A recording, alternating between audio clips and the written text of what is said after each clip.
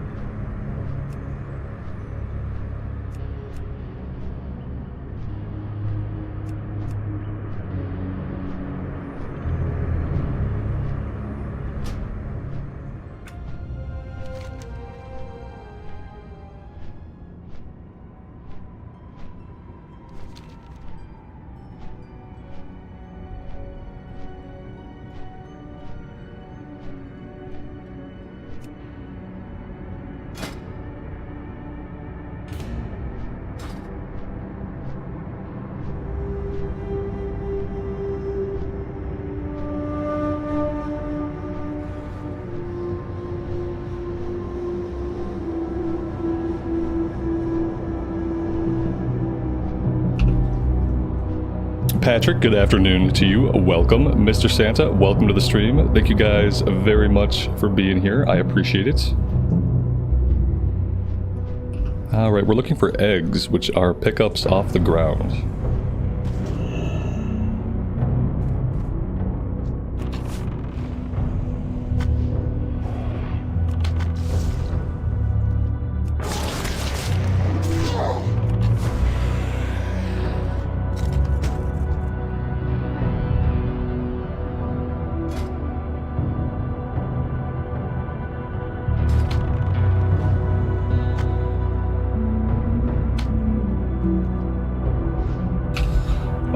Well, what kind of UI problem do we have going on today? Today, the Cataclysm bug is that my pet bar is hiding behind my action bar. And so while I would love to turn my pet onto assist, I can't turn him onto assist because I cannot get to his action bar. Let's see if a reload is going to fix this issue.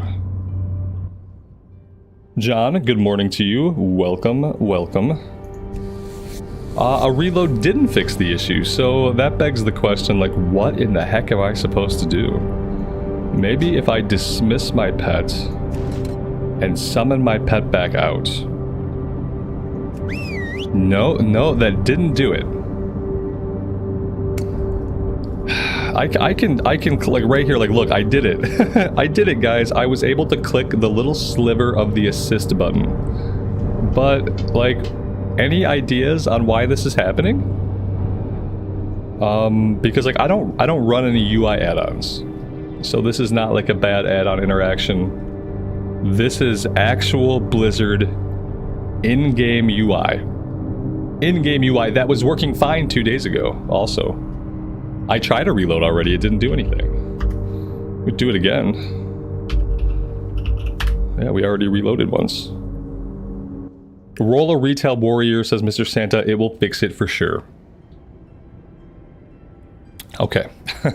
I have a retail warrior at 80. What do you mean?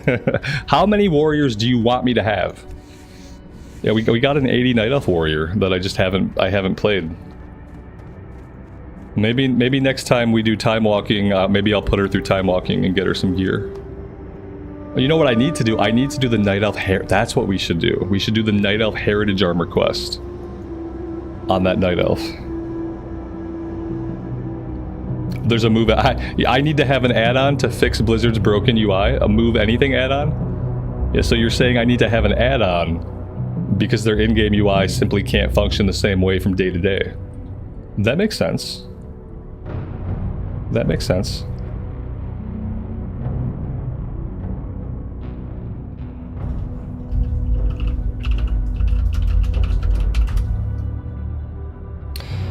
Billy, good morning, good afternoon to you. Welcome to the stream, buddy.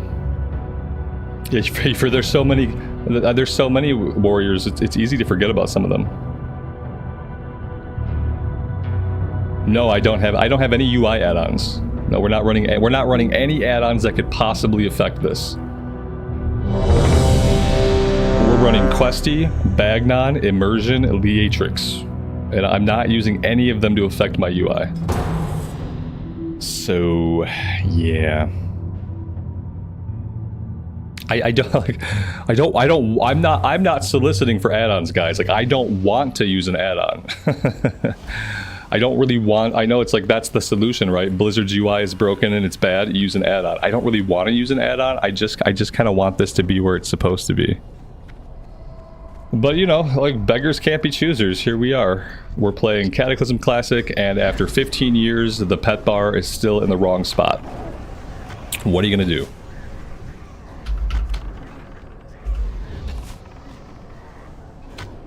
Do we have a retail horde character at 80? We absolutely do not.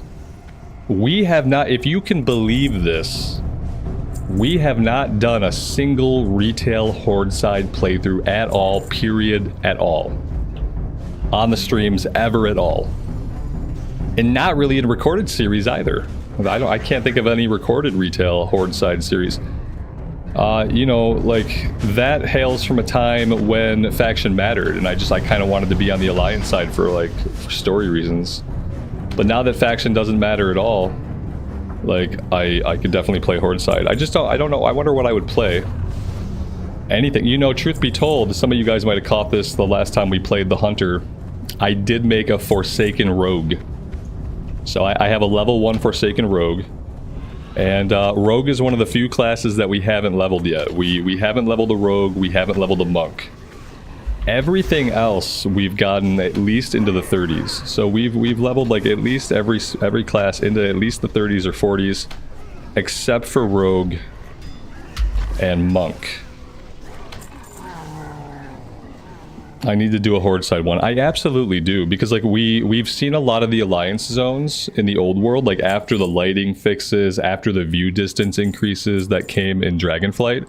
We've seen a lot of the alliance zones now, and they're all gorgeous with like the increased view distance is so amazing. The lighting fixes are like top notch.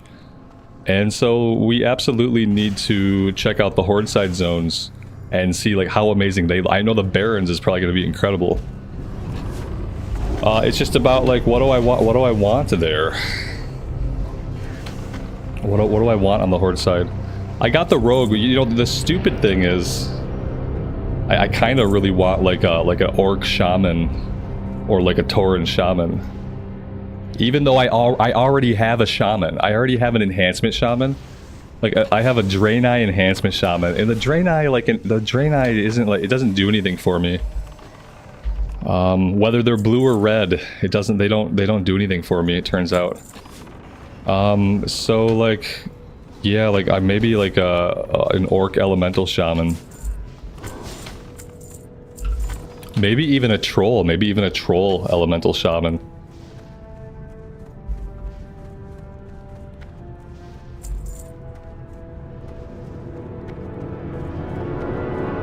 So I did make the Forsaken Rogue, but I don't know if I'm like super excited about a rogue.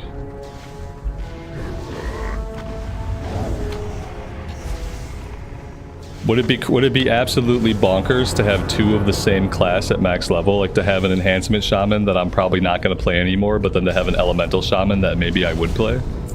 Would that be like nuts?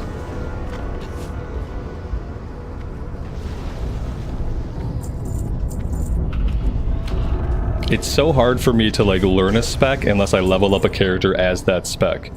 Like, it's hard for me to take a character that's like an enhancement shaman at max level, switch them over to elemental, and then like feel good about pushing the buttons. Like, it's really hard for me to learn it and feel good about it unless I've leveled up as that spec. Stay away from me. And honestly, like I said, my Draenei shaman just like, oh man, I guess I just don't like Draenei. And she was a dwarf shaman originally, and that wasn't really doing much for me. And like, she was so short that all of the ground clutter would like be above her head, and I got really sick of my character being covered by ground clutter, so I race changed her to a Draenei. And then after that, I just kind of like, I just fell out of touch with the character, didn't really like it. Rogues aren't hard to level and they're actually fun. It's fair.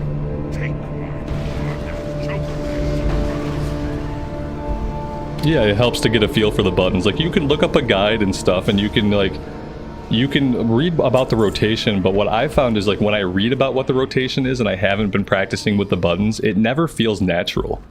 Even if I'm like double checking and it seems like I'm pushing the right things at the right times, like it never feels natural because I don't have like any muscle memory. Even like 20 or 30 hours of leveling up a character and developing muscle memory with those buttons, it helps a lot as far as like how the class feels. Does it feel good to push the buttons? Is it fun to play? Like, when you're struggling to learn a rotation from a guide, it doesn't make it fun to play. And these days, it only takes like 30 hours to level up a character to max, so it's not like a huge time investment.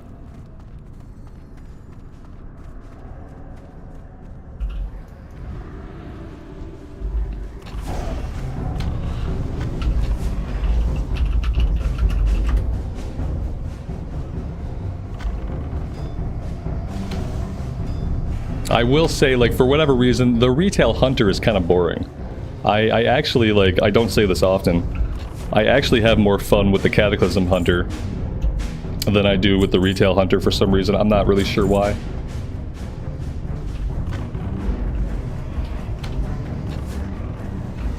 What I really like is this this multi-shot spreading my Serpent Sting to everybody. That's like incredibly overpowered and I love it.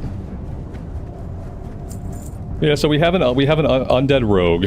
I would really be down for like an orc or troll shaman. So we have a couple of possibilities on the horde side. It's not a bad time to roll up new characters. It's not an awful time to do it. Like, then again, like, pre-patch is coming out. Like, part of me wants to hold off on any new runs until pre-patch, but let's be real, pre-patch is, that's like 2 weeks away. Can I go 2 weeks without starting a new retail character? Like, I don't know. History has proven otherwise.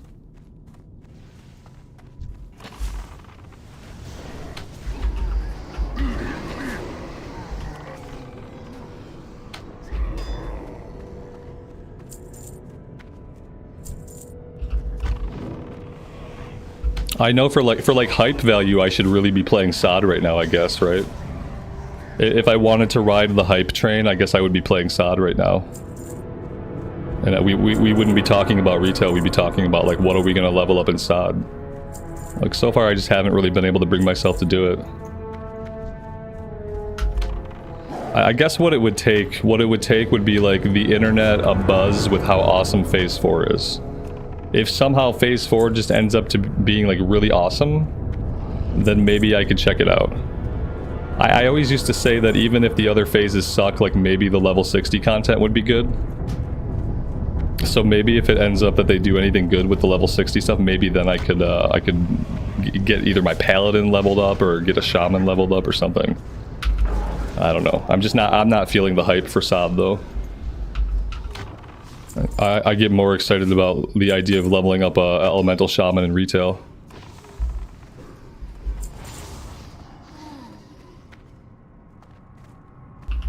Yeah, Terry, same thing here with the rune acquisition. Absolutely. It's not what I wanted it to be. It's not what I thought it was going to be.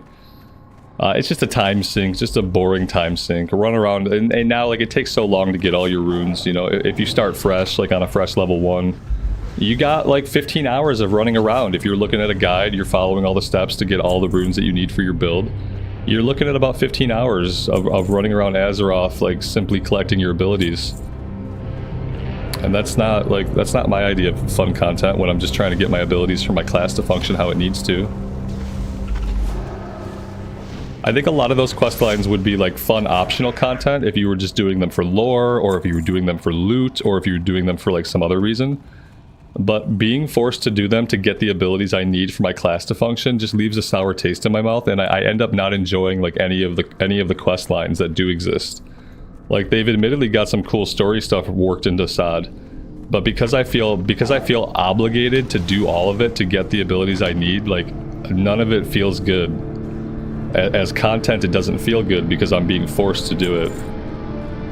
It's not optional. I'm not making a choice.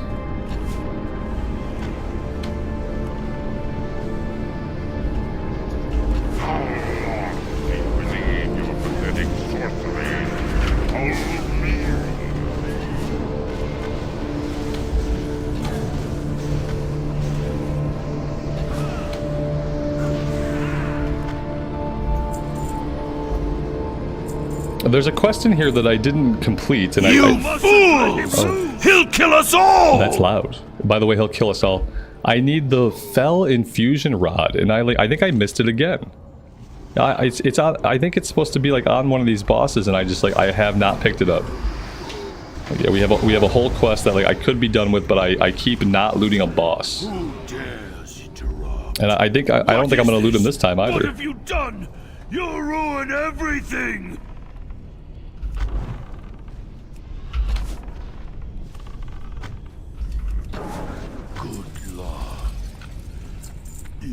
Oh, maybe it drops off this guy. No. no, it doesn't drop off this guy. Okay. Let's double back. Like, maybe I have time to go get this item before the boss despawns. Let's just run back. Assad, be gone. Yeah. No, I mean, that's what I should be doing. Like, the algorithm would want me to be playing SOD right now, and playing SOD tomorrow, and the algorithm would want me to be playing SOD for about the next week and a half. So, like, if I really wanted the channel to grow, and like, I wanted to pull more people into the community, like, I would be playing SOD right now. Because SOD is going to be like what people are clicking on and searching for on the internet, and that's just kind of how the algorithm works. But yeah, here we are. Whitney, Shadow, good afternoon to you both. Welcome to the stream, and thanks for being here. I appreciate it. I don't think today is going to be like quite like an ADD existential crisis day for me, but it might be a day where we do a couple of different things. It might be a day where we do a couple of different things. We might not do this for the entire stream. We'll see. Okay, like, what am I looking for here? Fell Infused Rod. I guess the boss is despawning, and it's an item on the boss, I guess. I was kind of hoping maybe it'd be like a pickup off the ground. But I don't see anything. All right, well, I'm sure we'll do this again at some point. With that in mind, let's just queue right back up. See what we get. Oh, we can get slave pens now. I didn't realize that.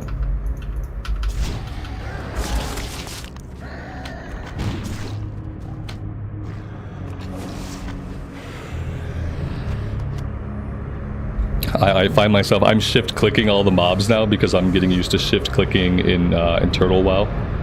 So now, like, every once in a while I go to loot in other versions of the game and I shift click. I become a very good shift clicker.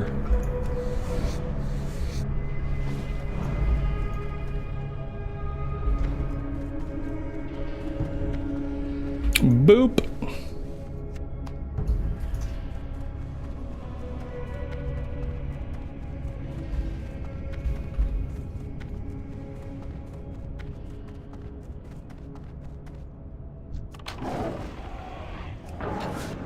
Am I enjoying Turtle WoW more than Blizzard servers? Yes, absolutely.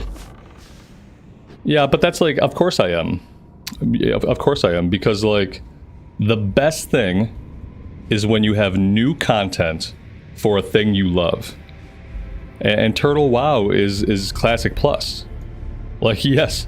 Like, I've only wanted Classic Plus since Classic came out 6 years ago. I've only been waiting for some kind of Classic Plus for 6 years. So yeah, I am enjoying my time in Turtle WoW more than I'm enjoying my time elsewhere. I guess the exception would maybe be like, I really enjoy retail for retail. Like, let's say this, I'm enjoying Turtle WoW more than other forms of Classic. Like Turtle WoW and Retail WoW, they're not competitors for my time. They're not competitors for my feelings because they are completely different games, and I like them both a lot. So like we're not bringing like retail into this, but I am enjoying Turtle WoW more than the current offerings on offer for Classic. And I don't know when, if ever, that's going to change. Yeah, you saw the trailer today about the upgrade to Unreal. That's what got me into this, was that somebody pointed me to that. I think it was Lael who pointed me to that video. And that the rest is history. I went through many feelings when I watched that video. I was excited, I was sad, I was angry. I was sad again, and then angry more. And then I finally decided to just play it. And what I realized that was kind of important, like, is that, like, Turtle WoW, the reason why Blizzard doesn't care that Turtle WoW exists is because Turtle WoW isn't taking any business from them. Because the people who play Turtle WoW break down into a few different categories. There are people like me who still play retail, and I'm gonna pay for my sub no matter what. Okay, so they're not losing any business on me playing Turtle WoW. There are people who simply cannot afford a sub. They can't justify in their life paying $15 a month because $15 a month is a day's worth of food for their family. There are those people, and Blizzard is not losing any money. Blizzard is not losing any money by those people playing Turtle WoW. Yeah, and yeah, there's people who either, like, there are people playing Turtle WoW who either keep their sub or they're not going to have a sub anyway. So Blizzard's not losing any money by Turtle WoW existing, and that's why they let it exist. It's also why I'm not going to get in trouble on YouTube for playing it, because I think even if Blizzard came to YouTube and they said, hey, you have creators playing on a private server, we don't allow private servers, do you know what YouTube would say to Blizzard? They would say, okay, you don't like private servers, not our problem. Go shut the servers down, and then people won't be making content on them. It falls under the category of, like, Blizzard's enforcement of its terms of service. That's not YouTube's problem. And it's not my problem. And so once I thought it out like that, like, I felt a little bit more comfortable playing on the private server. Now I wish I could give Blizz some extra money. Like, not a full sub, but I wish I could give them like 10 more bucks. And then I could feel like completely morally square. And then also like donating to the devs who actually make Turtle WoW. Which I am going to do. But also I wish I can just pay, I wish I could pay Blizz a little bit of money, and then I could be like, I could feel completely morally like square with it.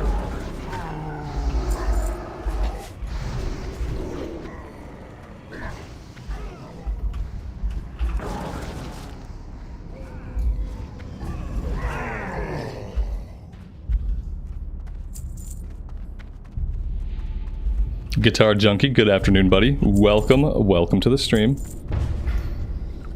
Nils, you feel like you waste your time anytime you level in Cataclysm Classic. Yeah, that I've had that same feeling. I think that feeling like comes from like a bunch of different places. And I think people come to that feeling like for different reasons, but yeah, I've had that feeling.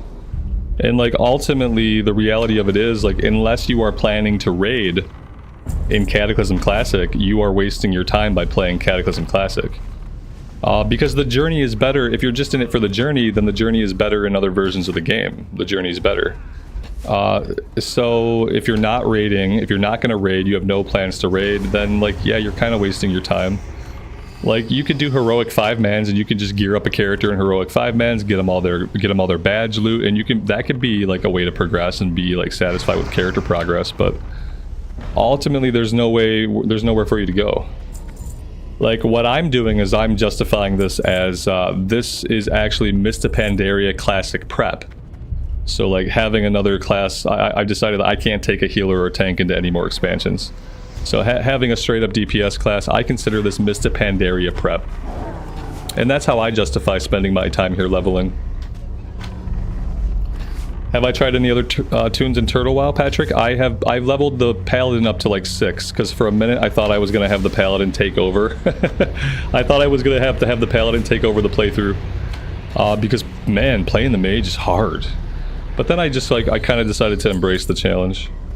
What have we? So I'm going to stay on the mage. I'm going to try to like focus on the mage. What the funny thing is, like, with this content going onto the second channel, it's like a do-over. And what I don't want on the second channel is to have as many unfinished characters as I have on the main channel. So I want to stick this one out for a while before I try anything else. And it's hard. It's really hard because like I'm super excited to try other things in the game. Like, I'm really excited to see more because of how much I've been made aware that they've added and changed so much.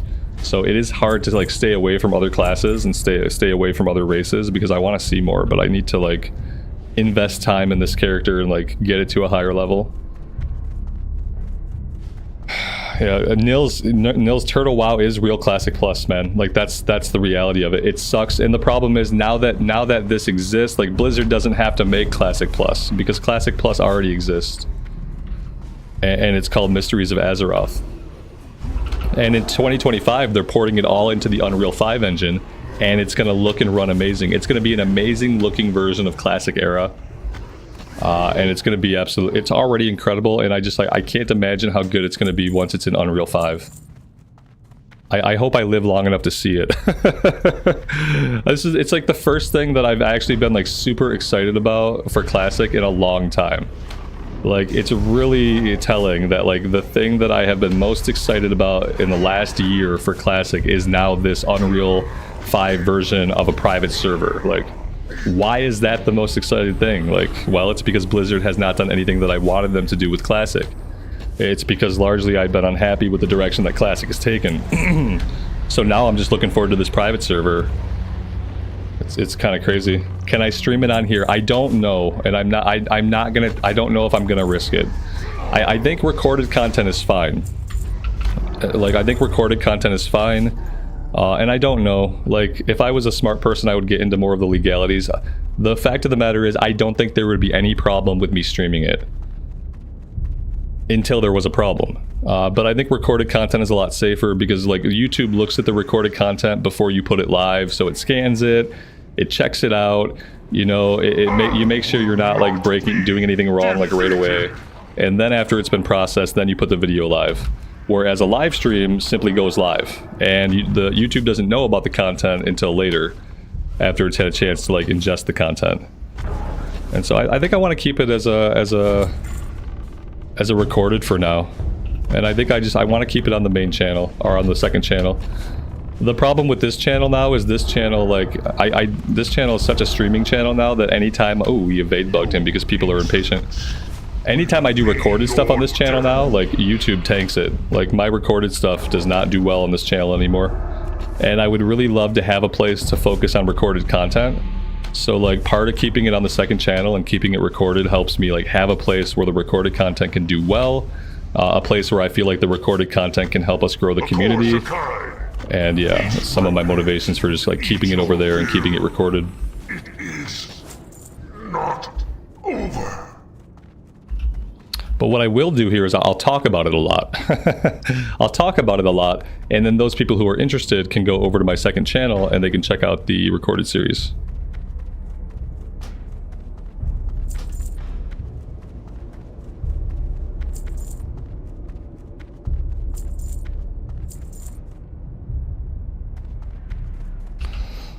Yeah, Mr. Santa, me too, man. I mean, obviously you guys know that like focusing on one class forever is hard for me.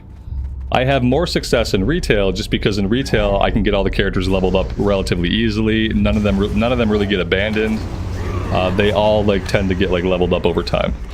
But you know, in classic it was always harder because you know you got like a 300-hour leveling and like you always reach a point where like they were all in vain. For me like an idea starts to grow in my head. Like I'll be playing one class and I'll like have an experience or I'll have a thought that will like cause an idea to grow in my head. Like, what if I were a paladin? What if I were a priest? How would that be? That'd be cool. So it starts as this like this idea that starts growing in the back of your mind, and then you like while you're playing one character, suddenly you're thinking about this other character that doesn't exist yet, and that's how it begins. And then suddenly you have logged off your current character and you're making the character that you've been thinking about in your head. Like that kind of happens. And it happened to me a lot, obviously, like throughout classic. So with Turtle WoW, I'm really trying just to focus on the mage, play the crap out of the mage, and see everything I can see over there before I really start dabbling too much with anything else.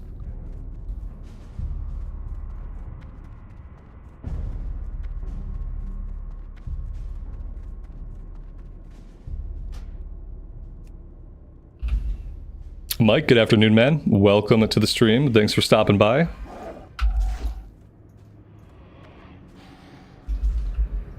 I'm pretty sure that I did that entire dungeon run in cheetah stance. So there's that. Oh, Talwin, for you, it's when you're grouped up and you see other people playing that class. See, that's something too. Like it's like the grass is always greener on the other side feeling. You know what I mean? It's a definitely just a grass is always greener on the other side feeling. Sometimes it's worth listening to those feelings though, because sometimes you end up going on to a class that you do fall in love with.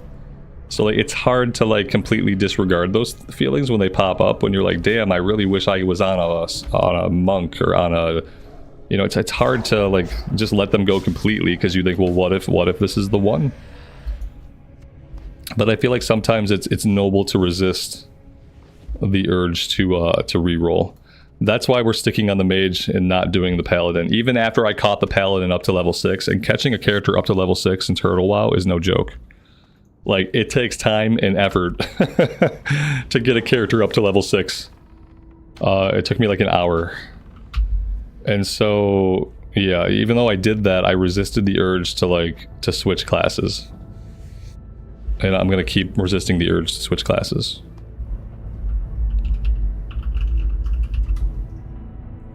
If I want to play a variety of classes, like retail is the best place to do that.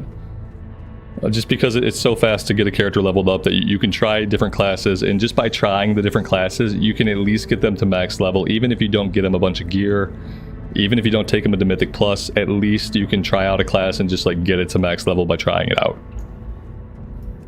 Unless you like, obviously there have been classes that I just didn't like, that I've chosen to stop playing because I didn't like them. Like Demon Hunter is a good example of that. Like we got the Demon Hunter to like level 40, and I wasn't having fun, and I couldn't imagine a world where I wanted to play the class, and so I was fine not leveling it up. Similar thing on the Druid. Like the Druid's level 37. I played it to, or 47. I played it to 47. I didn't like it, and I couldn't imagine ever wanting to play it.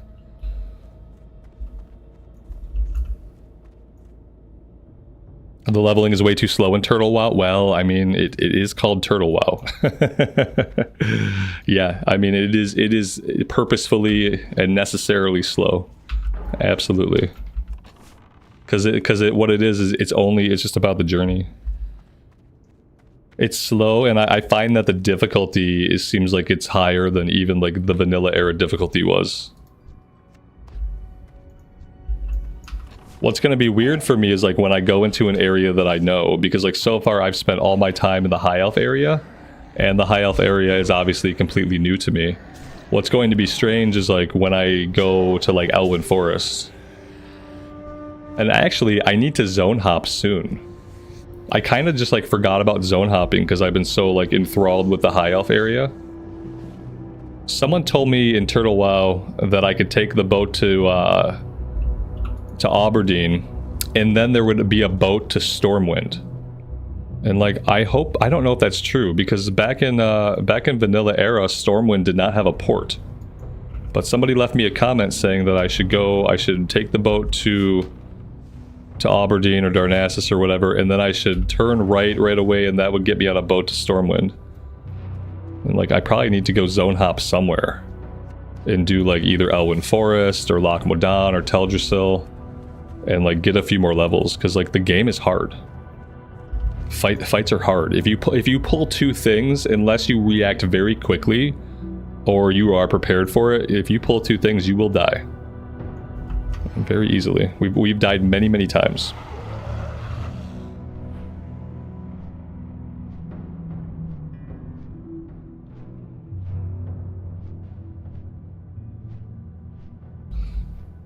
Unscheduled gaming. What you just said is exactly why it never will. Think about it. Think about it. What you just said is exactly why that will never exist. Because many people might do that. And the more people who leave retail to go play Classic, the less money Blizzard makes. So that feeling was a good example of why you will not have a Classic Plus made by Blizzard. You already have a Classic Plus made by these private server guys. And Blizzard is like happy enough to let it stand, because it lets the people that only want to play Classic Plus go there, and it keeps the people here who want to give them money. Like, and so like that's why retail might not die, but like it's a matter of dollars and cents. Like if 4,000 people, that's like the average number of players on the Turtle WoW server is like 4,000 whenever I log in. If 4,000 people were to stop playing retail to just go play Classic Plus, that's 4,000 less opportunities to get money out of somebody for game services, for mounts, for transmog, for the shop, for the WoW token. It's 4,000 less opportunities for Blizzard to make additional money. Why would they create a version of the game where you're going to go and give them less money? Like, it doesn't make sense. Why would they, and like more so, they would not create a version of the game that required actual development effort. It's the same reason why there are still all kinds of bugs in Cataclysm, why there are all kinds of bugs in SOD, is because like they can't spend too much effort or time working on these games, because these games don't make them money. So they can only spend a very minimal amount of labor and a very minimal amount of time getting them ready and getting them released. And then there often is there's not even time or money to go back and just fix blatant bugs. Because they're not making, in their minds, they're not making any money off of these versions of the game.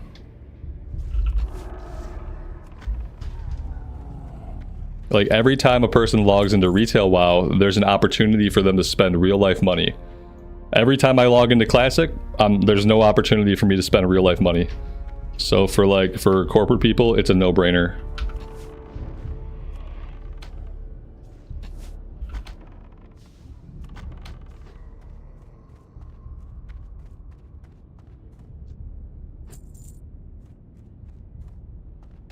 What am I doing here? Because I don't know if it's just that I'm killing these guys, is it? Oh, maybe it is. Maybe I'm just killing them. I remember there being a totem, and you would lay the totem down, and the totem would zap them, and then question mark, question mark, question mark. But maybe on the Horde side, maybe we're just killing them.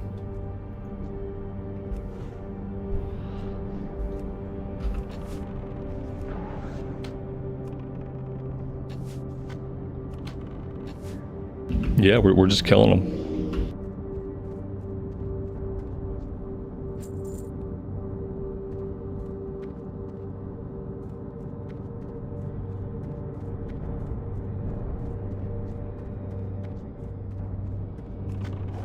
Yeah, everything is bare minimum effort. Yep. It's bare minimum. That's why, like, instead of getting new raids, you got 5-mans turned into raids. It's why instead of getting like true class redesign, you just get recycled abilities from other versions of the game throughout history. They're just recycling class design, recycling abilities. They're not really making a lot that's new. There's some boss mechanics that are new, you know, that are just like boss mechanics taken from other bosses that have already existed. Like SOD is a lesson in how to recycle content. Like, it is a very good lesson on how to just, you got a bunch of content that you don't use anymore, abilities, builds, like bosses, dungeons, you got a bunch of stuff that nobody uses. Let's repurpose it. Let's do the minimum amount of effort to repurpose this thing. We'll label it as new, and then people will play it. And we save a ton of time. We don't have to make anything. We don't have to build anything. We don't even have to think too much. And then what you do is you just react. Like, if something's wrong, you reactively fix it. If something's broken, you try to reactively fix it. Class is over-designed, you go back and you simplify it. Class does too much DPS, you go back and you nerf it. You just react to everything after that point. You put the bare amount of effort in to get the game out, get it shipped with recycled assets, and then you have a little bit of effort to try to like triage big problems that pop up after release. And some problems never get addressed.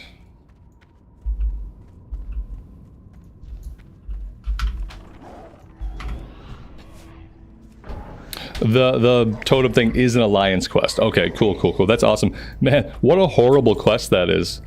That's like, that quest, you have to lay down the totem, you have to kill the guy, then a spirit spawns and you gotta kill the spirit. So like, for every guy you need to kill, you gotta kill 2 guys. And I'm pretty sure it's 20. I'm pretty sure it's the same. So on the alliance, it's like you gotta kill 40. And on the horde side, you just have to just kill the 20. Yeah, alliance got the short end of that stick.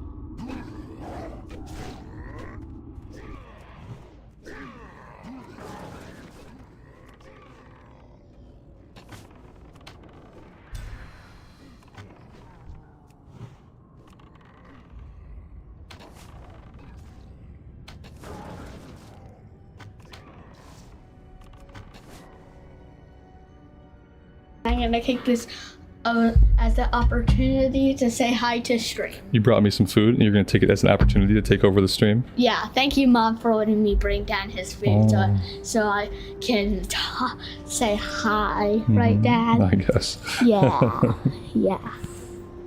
Well, thank you for bringing me food. I appreciate it. Tell Mom I said Oh thank my you. God, Goomba's in here. Oh, a Goom. I know what a Goom wants. A Goom wants all the food. Oh, Goomby, come here, buddy. Oh. We got Goomba on the stream. Wait, what does Goomba have to say? I don't know, but I'm gonna say I'm gonna mount up so I don't get killed here. That's what you're gonna say. Goomby! Wait, what even is that? That is a rock-covered proto-drake of some kind. I forget what its name is.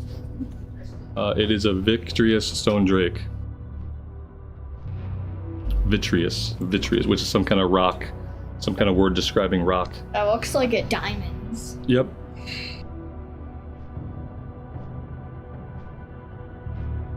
Goomba might eat your food. Yeah, Goomba's gonna have to get out of here in a minute. He's not gonna be able to be up here while I eat. Super Saiyan Goomba.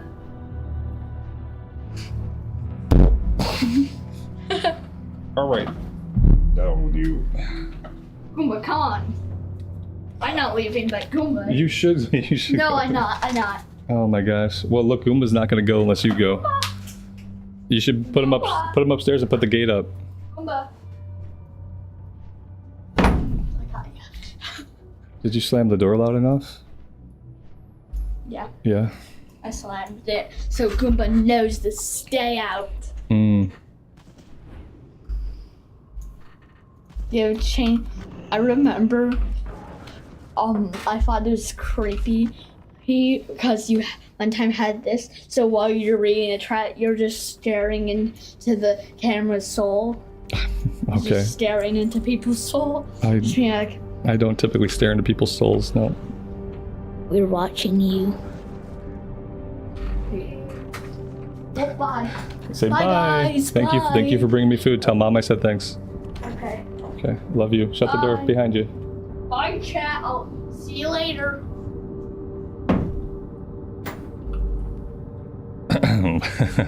My son.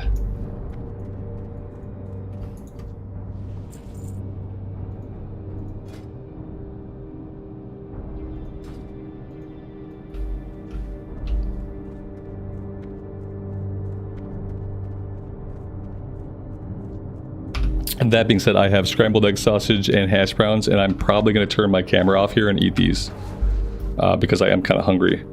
And that's good for us because that means that I might not need to take a break soon. So I think, how many guys? I got 2 guys left. We'll wait till I'm kind of working on a quest, and once I'm into some kind of quest, I will be eating this food. That is going to happen soon.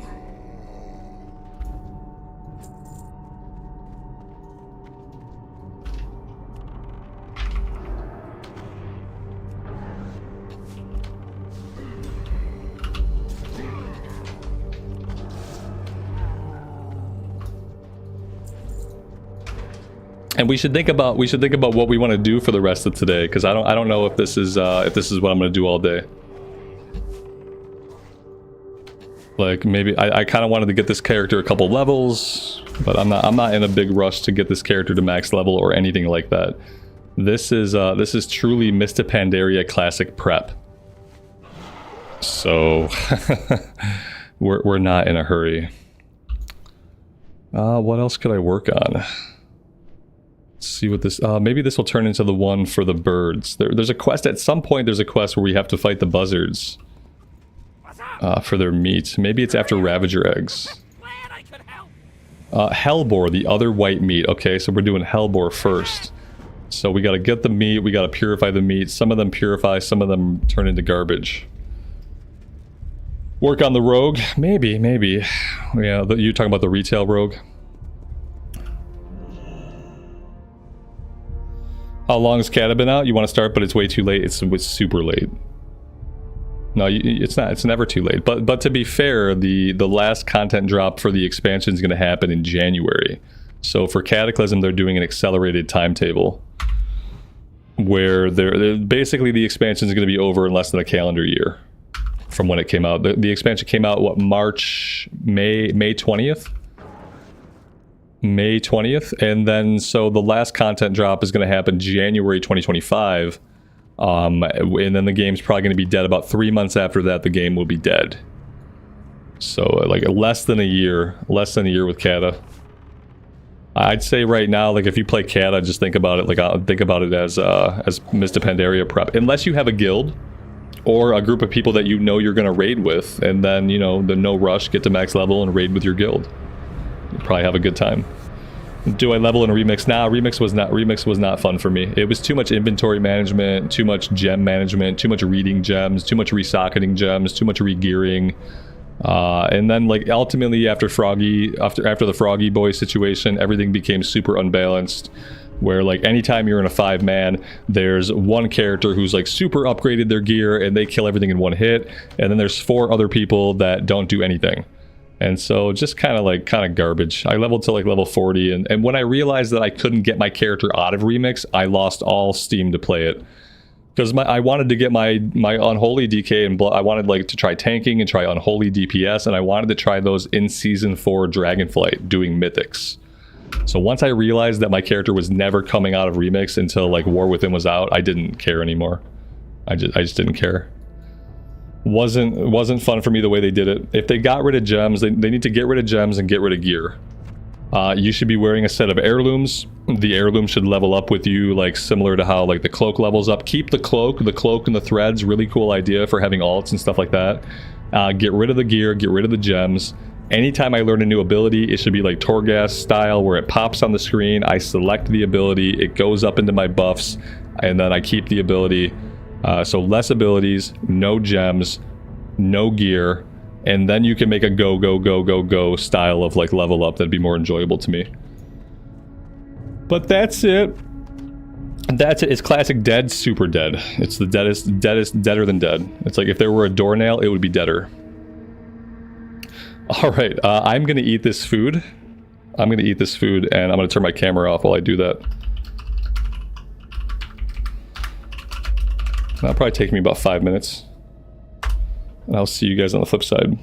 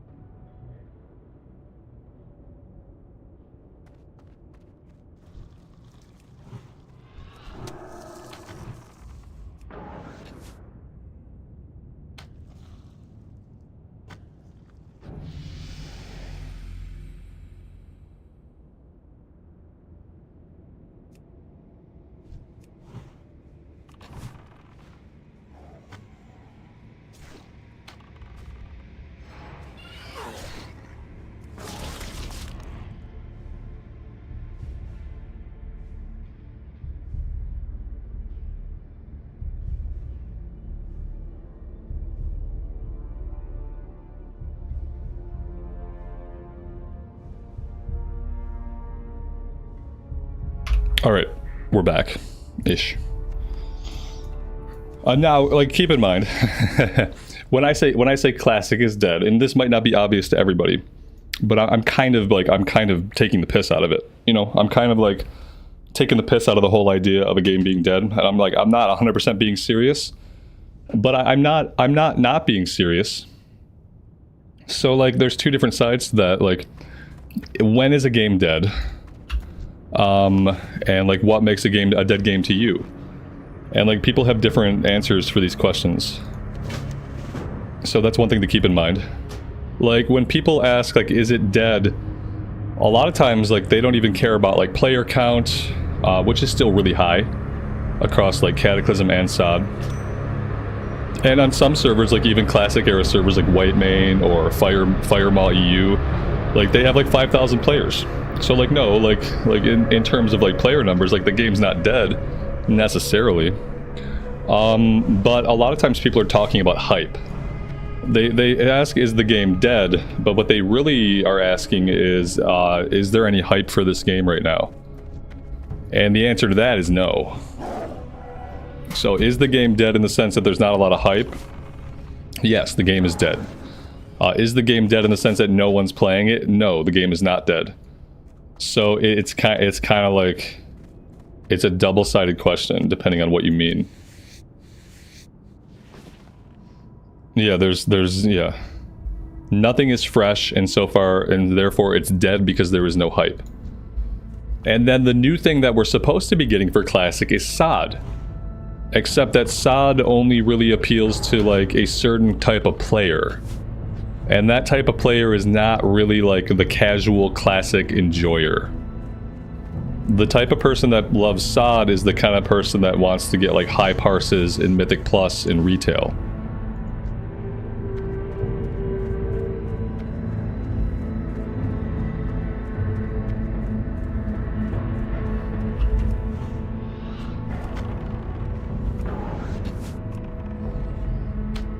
And so yeah, I mean, it's easy to honestly say both the game is dead and no, the game is not dead. And like a lot of times, like no matter what you say, like some people are not going to be happy with the answer. Chill casual players prefer vanilla. It's easier and more friendly. Yeah, I think that there are just like different people like different versions of the game. The problem is if you're a person that really only enjoys vanilla, like, yeah, you're not getting anything new. You're not getting fresh starts. Hardcore is completely dead. Like, so if you're just like a vanilla enjoyer, there's not a lot of servers that have population. So like as a vanilla player, the only place you can really go that has a lot of population, you can go on Whitemane, you can go on Firemaw EU, but those are PvP servers, and not everyone is down for the PvP experience. And so like if you're a casual vanilla enjoyer, unless you have a good guild, you're probably really lonely. Like it gets lonely, like playing on underpopulated servers as a primarily solo player. It just gets lonely after a while. And after feeling that way after a while, like even the most devoted Classic player is probably just gonna go do something else. That's why the idea of having like fresh start progression servers is a good idea, because it gives those people some kind of excitement, something to look forward to. Everyone loves a fresh start. It's an opportunity for different people to jump in at a fresh start, so you get fresh meat.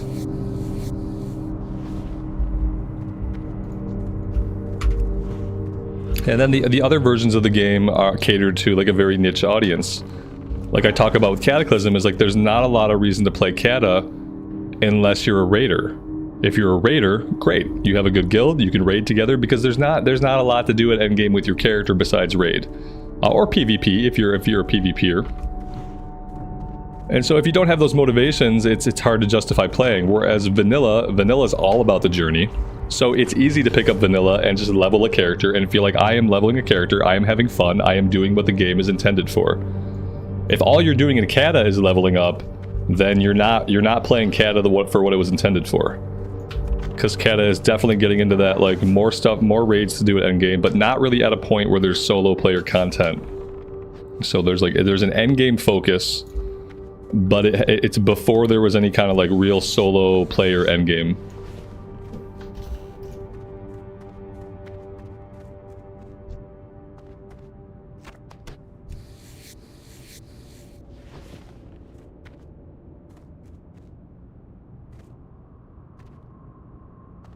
Yeah, see, if you're on a raid team, then you have motivation to play. That's the perfect reason to play. You have a raid team that you're on, and you have the ability to level up characters, maybe even get like an alt run where you can get your alts into the raid. Then that's great. That's how I played Cataclysm originally. I was in a guild. I was on a raid team. You know, you had your main character, then you had like off night raids where you can bring alts, and that gave you impetus to like play the game. It gave you impetus to roll some alts because you knew you can get them into alt raids. So yeah. But if you don't have that, if you are a solo player that likes playing the game solo, maybe you queue up for 5-mans, but you're not in a raiding guild, then like the game doesn't really have a lot to offer you.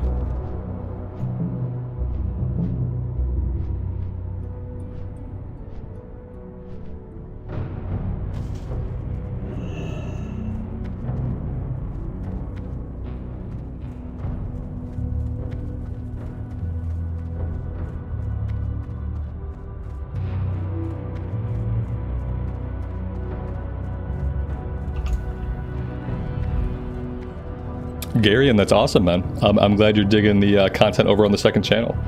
I'm having a lot of fun. It's the most fun I've had with a recorded series for a long time. Time is Money, friend. Like I'm like super interested in it. I think about it when I'm not playing For it. real. Like I'm really into it. Glad I could help. Hurry back. Yeah, For real. ESO is a good place for like a solo player that only cares about the journey and the stories and the quests. ESO is a nice one. I always come back to, you know how I feel about ESO. Like I wish the combat was better. I wish the combat system was like more engaging. I feel like if they somehow nailed combat, then it would be an amazing game. But they really have a lot of work to do. And it's not work that they're gonna do, because it's like I'm talking about like low level gameplay, and like MMOs these days don't care about low level gameplay. Yeah, I hate to say this, but you know a game that finally looks like it might one day come out, that like if you're a vanilla classic enjoyer, it might be right up your alley, is actually Pantheon Rise of the Fallen. I just watched Carnage the other day play like the most recent build of the game. The devs are actually, after 10 years, they're finally making progress, and after 10 years of development and constantly changing the direction of the game, it finally feels like they have a game that might come out in the future. And so like if you haven't checked out stuff for like the latest build of Pantheon Rise of the Fallen, it's worth giving it a look. I really love the art direction that they took it in. It no longer looks like just an EverQuest clone. It actually seems to have like its own soul, and it looks really good. And it looks like it's going to be that more like classic style of MMO experience that a lot of people want out of like classic era. And at this point, the game might even come out in the next 5 years. It might have only needed 15 years to bake in the oven. And I'm not ready to get excited about it yet, because again, the game has been in development for a decade, and it's still in alpha. But I think if it comes to beta, I think I would get really excited at that point, because it actually looks like it's going to be really good.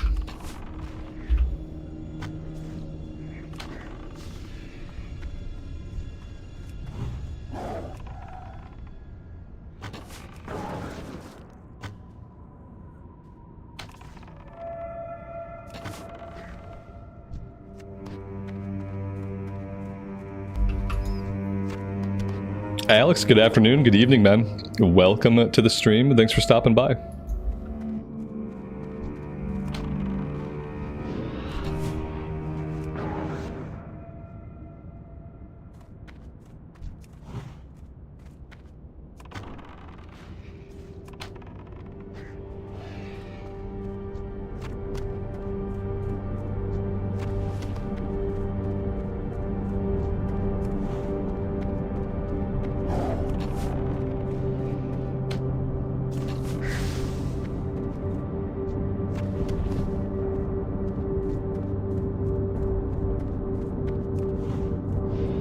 For some reason, it's hard to get out of the habit of shift clicking my loot now. You would think I've played hundreds of hours of Turtle WoW and not just like 4 hours of it, because yeah, I keep shift clicking all of my loot, and it's just like it's hard to get my brain to stop sending the signal. Not sure why that is. I think I spent a lot of time in the very beginning of WoW like having to shift click. So like maybe these are like old muscle memories that are like I just did it right there and we're talking about it. Maybe these are like old muscle memories that I built up way back in the day that have now like resurfaced. And maybe that's why it feels like it's more muscle memory than 4 hours of playing should really have given me. Because maybe it's actually hundreds of hours of muscle memory from back in the day just kind of like coming to the surface of my brain. Alex, what's up? What's up with you, man? Are you looking forward to SOD Phase 4 tomorrow? Is anybody playing SOD Phase 4? 1100 crit, very nice.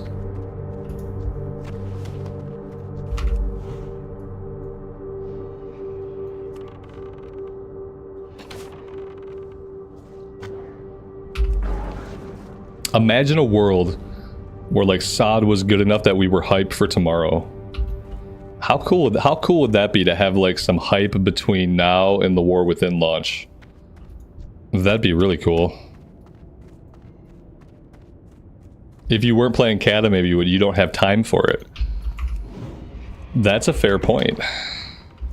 I wonder how many people are going to kind of fall into that bucket where they've been playing Cata now, they've got raid teams, they're making progress, they have a character they care about, they're playing a version of the game that doesn't have weekly changes to class balance, to the meta, and like how many people are just like, you know what, I am happy enough in Cataclysm, and how many people are not going to go back for Phase 4?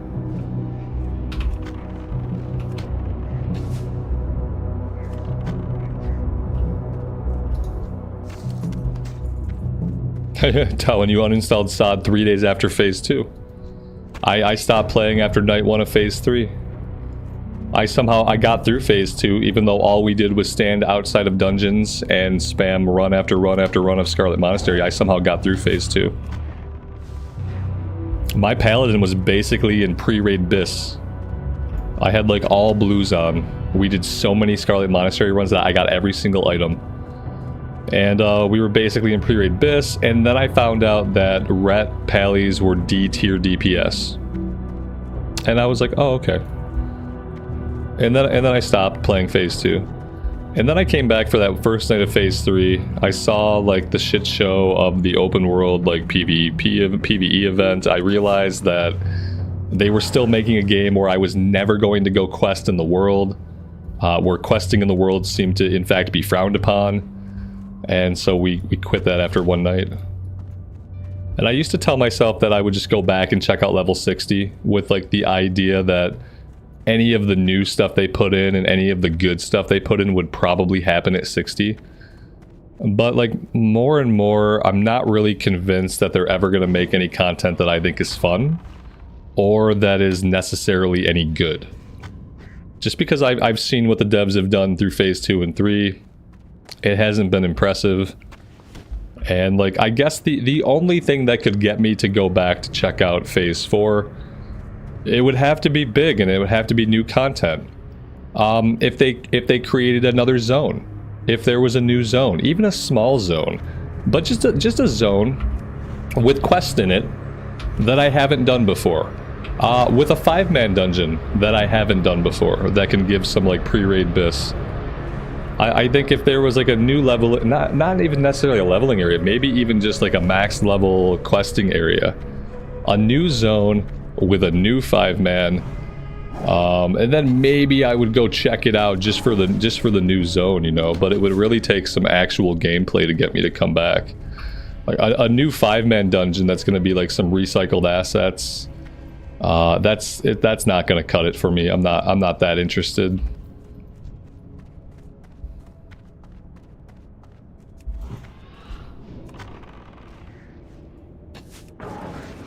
Yeah, now you're in a living guild and you want to stay that way, right? Exactly. And the other thing is, like, keep in mind, like, eventually Season of Discovery is going to end. And I think that thought will probably be on people's mind more and more as Phase 4 opens up and continues. That eventually SOD is going to end, and those characters and those guilds that you have in SOD are no longer going to matter. Whereas if you have a living, functioning guild in Cataclysm, you can keep that guild going and you can take that guild into Mista Pandaria Classic when it opens up a year from now. And so there's continuity, and there's like meaningfulness in the efforts that you're putting forth, especially like mainly talking about just being in a guild and like keeping that going.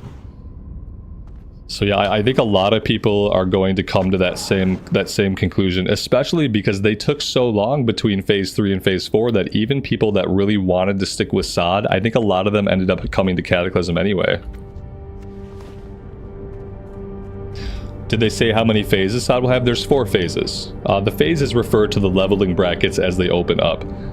When we looked at the roadmap, there was going to be an initial drop of content at Phase 4 for level 60, and then one additional drop of content later on. And I don't know if that's still the plan. All that whole roadmap now has basically been like, it's shit. It doesn't even make sense anymore. But let's see. It was a 2024 WoW roadmaps. Let's see if I can have a look here. Boop. Let's see, that's the War Within one. And so yeah, it has Season of Discovery Phase 4 level 60 coming out. This says middle of summer.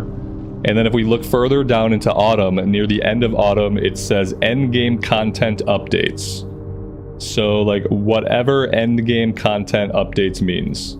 There's supposed to be an update for SOD sometime, it looks like at the end of autumn, according to the roadmap that they published for the 2024 roadmap. But again, a lot of that roadmap has changed over time. A lot of those release dates were shifted around, and who knows if that's still going to even happen. So, yeah.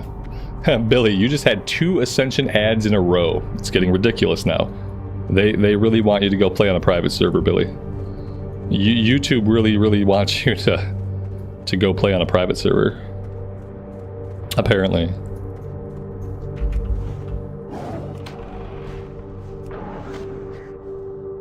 Yeah, but it's like, so they made a new 5-man, like, wow, a new 5-man. Oh man, that must have been a tough one to put together. Like, is that something to be super excited about? That after 4 phases, they made one new 5-man? You know what would have been a lot better than making a level up raid every single phase? What would have been a lot better is to not have phases, to let us level our characters up the way we normally would in Classic, and then to have like 4 new 5-man dungeons to do along the way. Just make 4 new 5-man dungeons. Put one at level 20, one at level 30, one at level 40, one at level 50. And then that would have been nice content to have while we leveled up our characters organically. Instead of trying to do these big brackets where we stop leveling and we grind the F out of low-level raids, the gear from which will never matter at all, and we get super sweaty about doing a level 25 raid. Like, instead of doing that, just letting us level up, but having like 4 or 5 new 5-mans to do it in. And then also, you know, not taking away 5-man dungeons to turn them into raids. Like, we lost the ability to do BFD 5-man, we lost the ability to do No More Gone 5-man, because they became raids. Which is bad, because now we're not getting any new content, we're just getting recycled content, and you've taken content away from us that we're used to being able to do as we level up in vanilla.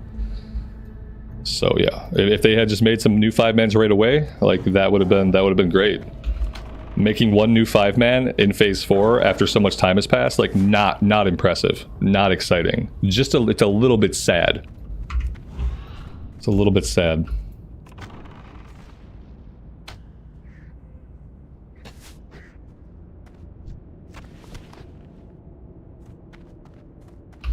Yeah, everything ends, Alex, but the kind of the point of an MMO is kind of like to have some continuity, though.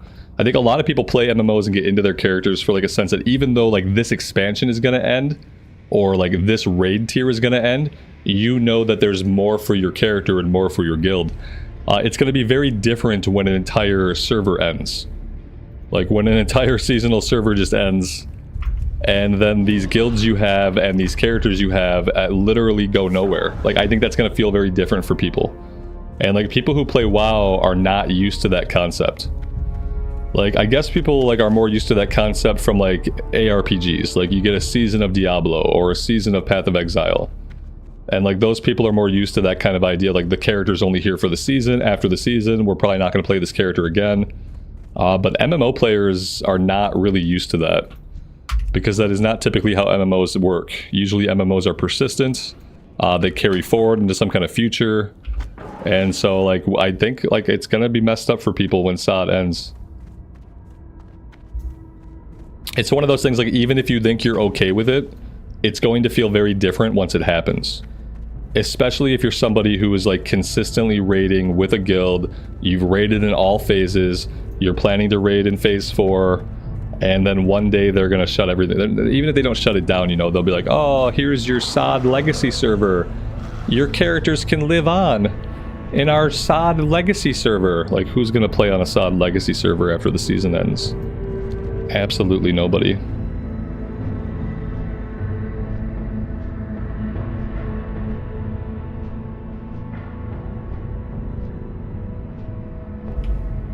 You thought seasonal tunes go to classic era servers? We don't know where they go yet. They said one thing one time, and what they said was this. They said, we will have somewhere interesting for SOD characters to go after the season ends. Somewhere interesting. That's what they said. They said it one time in like one interview, and I don't think they've ever talked about it again. But it didn't seem like the idea was simply to toss them onto a classic era realm. And same thing there, so you get dumped onto a classic era realm, you don't have your runes, all of your loot is different because all the loot in SOD has been re-itemized, some of the loot in SOD is new, so you don't have your abilities, you don't have your gear, you have a guild of people who are probably no longer playing. Like, even if you pop out into classic era, like, you're not going to play that character. You're not going to continue your journey from SOD into classic era. Like, it's just not going to happen. Farewell. And there's too many problems with the gear. Like I said, a lot of the gear has either been re-itemized or the gear is like brand new. So a lot of the gear that you're getting in SOD does not directly translate well into classic era. Which makes it kind of impossible to pop a SOD character out into a classic era setting unless they're going to go back and rework the gear and like restore it to normal vanilla values. Which would be a lot of work on their end, I think, and they probably wouldn't do it that way. I think all you're going to have a SOD legacy server, and it's going to be in the seasonal list. It's going to be marked as legacy, and it's just going to be on the SOD rule set, and no one's going to play on it. And they'll probably keep the server around for a number of years, and then eventually they will shut the server down. Eventually they'll close it. And I think that's really all you can expect.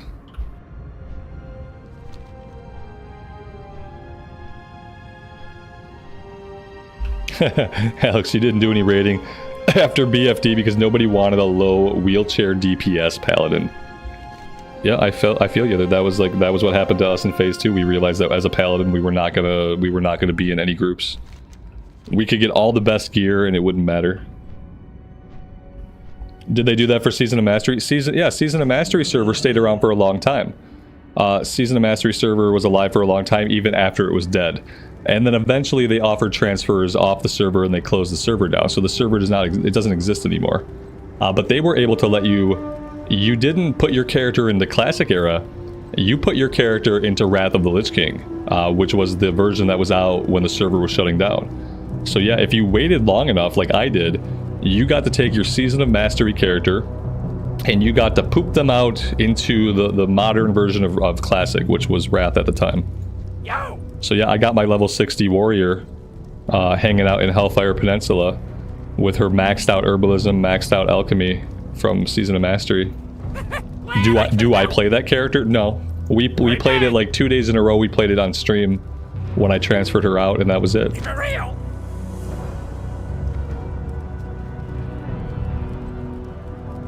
Yeah, phase 1 of SOD was the only phase that felt decent. And the reason it felt decent is because we were still questing in the world. It still felt a little bit like Classic.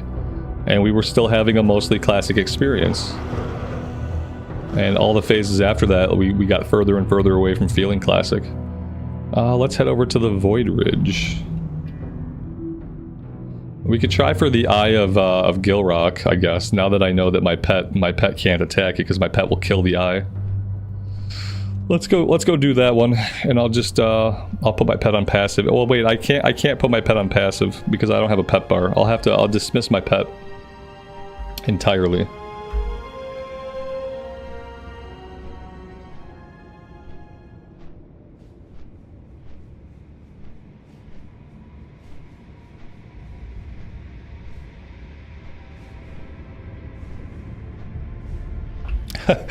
You were bullied in phase 2 for wanting to raid without all epic gear. Not sure how you can get it without raiding. Yeah, that'd be kind of tough. I think you could probably get some of it from like PvP stuff. But that was about it. Yeah, like SOD quickly became a really sweaty, really try-hard, really meta-focused place to be. More so than maybe any other version of the game, except like really high mythic keys. So high that I've never been in a mythic key that's been so uptight. So yeah, it's like it somehow it was supposed to be a season of Classic era, and somehow they made it into the sweatiest, most uncomfortable version of the game. Like how that only happens when your developers have no effing idea what they're doing. That's the only way something like that happens. Starts off with intention A, ends up way over at intention Z. Like, we started here, we ended up way over here. Like, how did we get here? Well, we got here without proper oversight. We got here because the devs don't have a long-term plan. The devs don't have a vision for what the game should feel like or be like. And this is just where we naturally ended up with a hacked-looking version of retail, just a garbage version of retail that became really sweaty. That's what happens when you got no plans.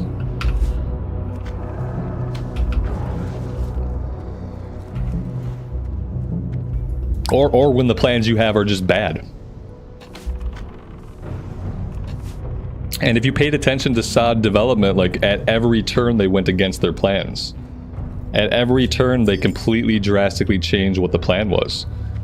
Do you remember when the original plan was that the only phases that would have experience bonuses were past phases? When you were never supposed to have an experience bonus in the current phase? They went back on that. As soon as phase 2 opened up, we had a 50% XP bonus in phase 2 from day 1. They went back. That was like one of the core concepts of the season, was that we're going to have these leveling brackets. We're going to give people enough time to level up. And you're going to get a experience buff for the older brackets, but in the current bracket, you don't. You just level up naturally, and we're giving you plenty of time to have that journey. They went back on that immediately. That should have been like the first red flag that they had no idea. As soon as they started removing the journey from the current content, that should have been the sign that they had no idea what they were doing.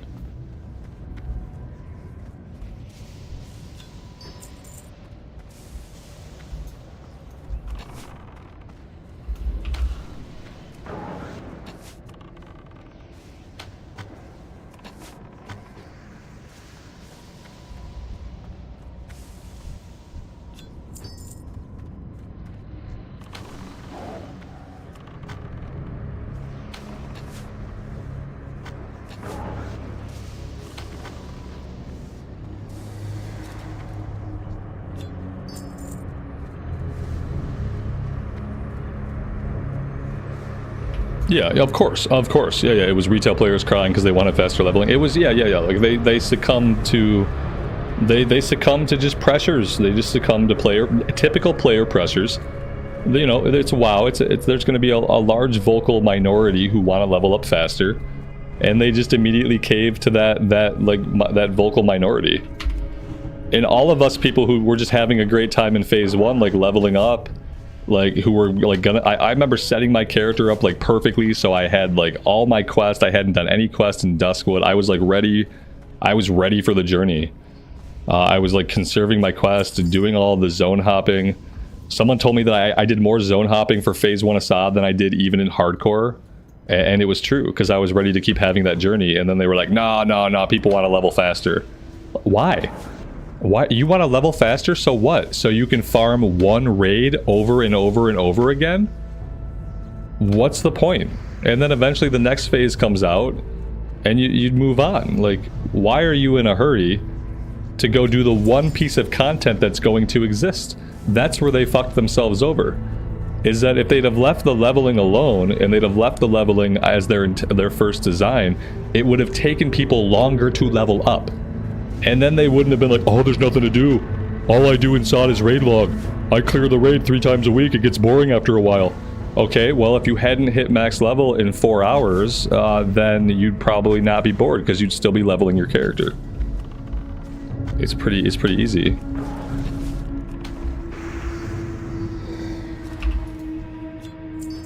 They had content planned with the idea that it would take people a certain amount of time to reach level caps. And then they immediately made it easier for people to reach those level caps. Right? Like, they knew, like, okay, we're going to do it this way. We're going to have XP bonuses for prior phases, but in current phases we won't. We're going to have one raid, one PvP event. And so they created this structure of phasing under the idea that they were going to have normal leveling speeds. Immediately went back on that, and then, like, okay, yes, people are obviously bored because they get to max level in 4 hours. They clear the raid in the first day, and then they feel like there's nothing to do because there isn't anything to do.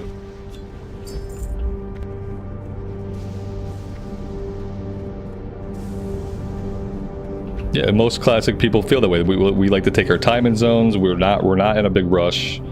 Like a lot of people who enjoy classic, who are showing up for a season of classic, like that's how they want to enjoy classic. They want to have a classic journey with some changes. They want to have a classic journey with some new stuff.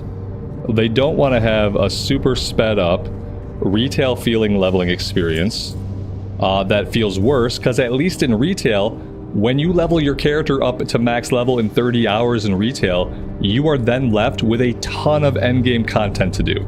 You have so much stuff in retail that you can do once your character hits cap. You got all kinds of story quests to do still.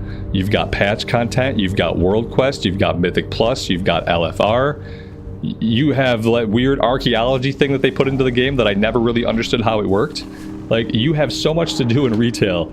That's why the leveling experience is fast in retail. It's fast because there is so much to do at endgame. You can't take that like level philosophy and shove it into a version of the game where there's nothing to do once you reach cap. It doesn't work.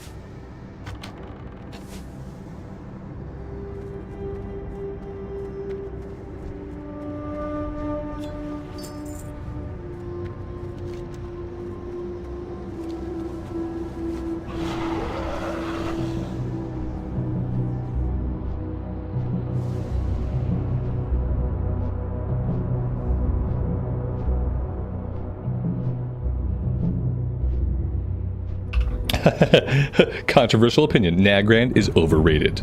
That is pretty controversial. You know what though? That's not wrong. That's not wrong. Yeah, you're not wrong. I feel like maybe I like Zangarmarsh better than Nagrand. I think like the reason why Nagrand sticks in people's heads so much is because you finally get to Nagrand and it's almost like a zone that you would see back in Azeroth. Whereas most of the other zones are so very different than any zones you would see in Azeroth, that you get to Nagrand and it kind of feels like coming home. You know, you've been in Hellfire, you've been in Zangarmarsh with all of its weird mushrooms, you've maybe spent a little bit of time in Terakar with the bird people, and finally you get into Nagrand and it feels like you're stepping into Mulgore or a place like that. It has a normal skybox. It has an almost normal skybox. It's beautiful green grasses as far as the eye can see, and I think it just feels a little bit like coming home. So it sticks in people's memories a little bit better as like being a great place. Whereas if you really compare it to some of the other places, like I kind of prefer the aesthetic of Zangarmarsh more. Netherstorm I've hardly ever quested in. Netherstorm does not get much attention. Netherstorm, Blade's Edge Mountains. Like, I did Blade's Edge on my Tauren Warrior, and it was like the first time that I'd ever like fully quested in Blade's Edge, and I did it intentionally because I had never really seen it before. Shadow Moon Valley, I never really spent a lot of time in Shadow Moon Valley because I kind of don't like that like dark blasted earth vibe. What add-ins am I using for the quest windows? That's called immersion.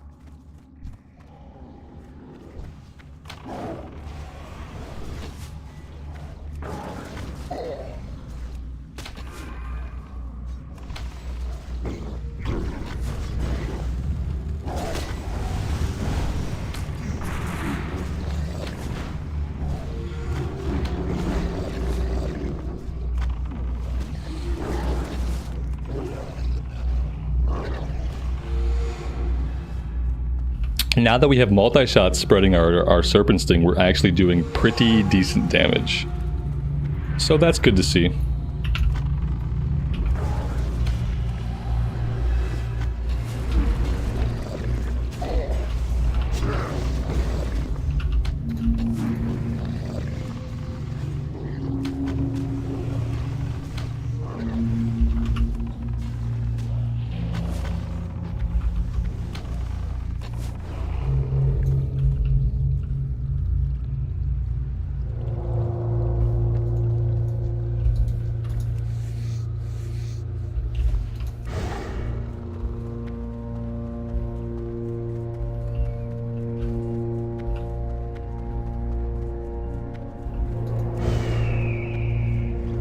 Buffalo Bill, good afternoon, man. Welcome to the stream. Thanks for being here.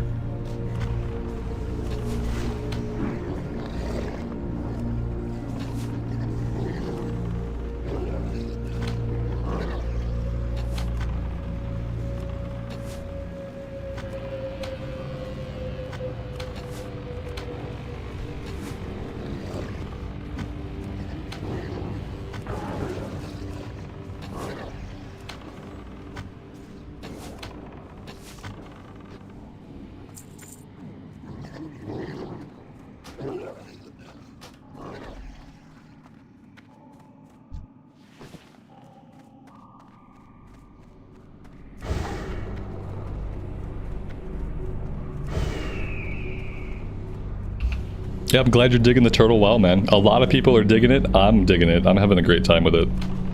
It's the most excited I've been for a recorded series in a long time.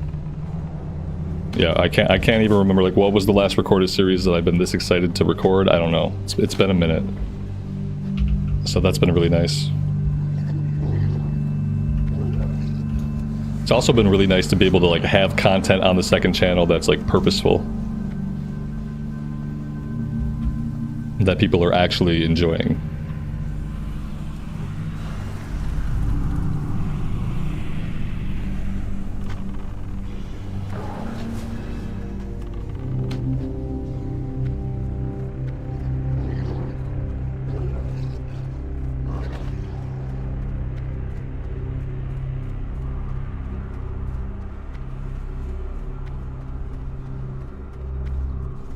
Did I get a dragon mount from the gold I earned on this character? The dragon mount that you saw me riding, if you're talking about the dragon mount you saw me riding, was a drop in Stonecore. It's a small chance to drop off of one of the bosses in Stonecore. We saw it drop twice on my warrior, and the second time I won the roll. That's not a mount that you buy. It's a mount that just has a small chance to drop off a boss. As far as gold, like, I don't have gold. I am the most broke person you will ever see play this game. I've never had gold. I will never have gold. I don't know how to make gold. And so yeah, I'm perpetually broke.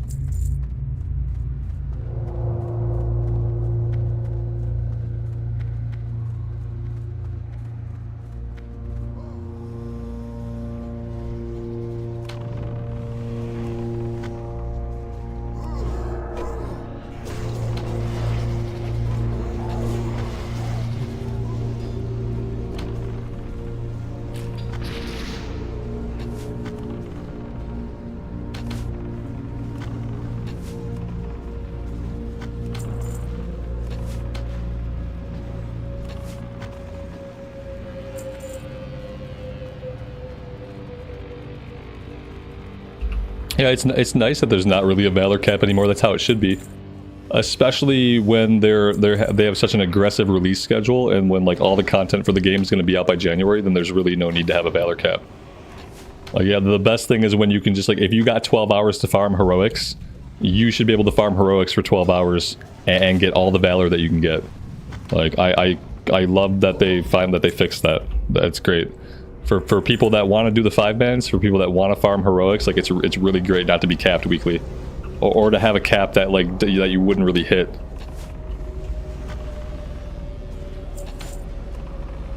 All that when you stop people from no-lifing it, it just pisses people off. Like why piss people off? Like it doesn't make anybody happy, it just aggravates people. Like if you can leave something uncapped, then you should leave it uncapped.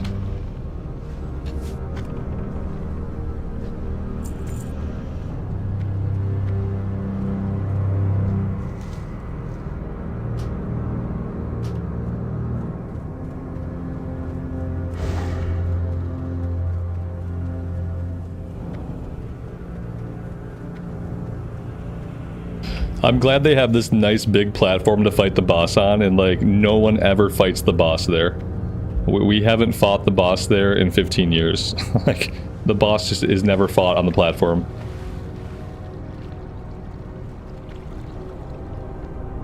Alright, is my pet gonna come with me?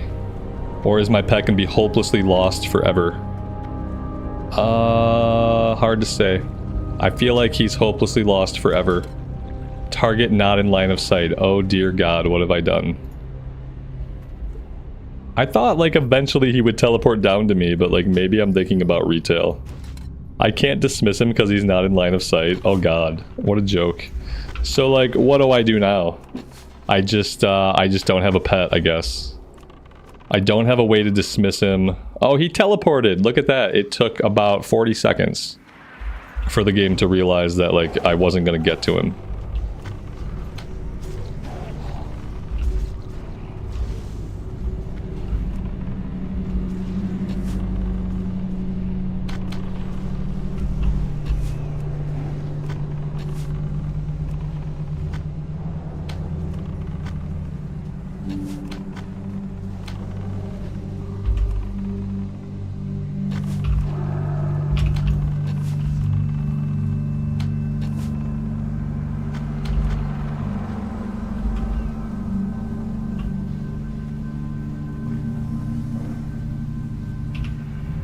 Tulosa, that's awesome, man.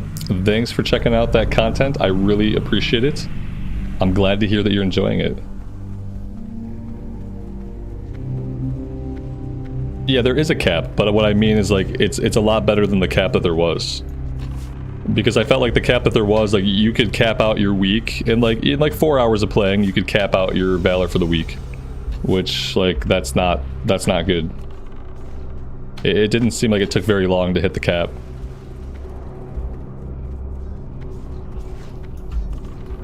As much as possible, there should be no cap on things like that.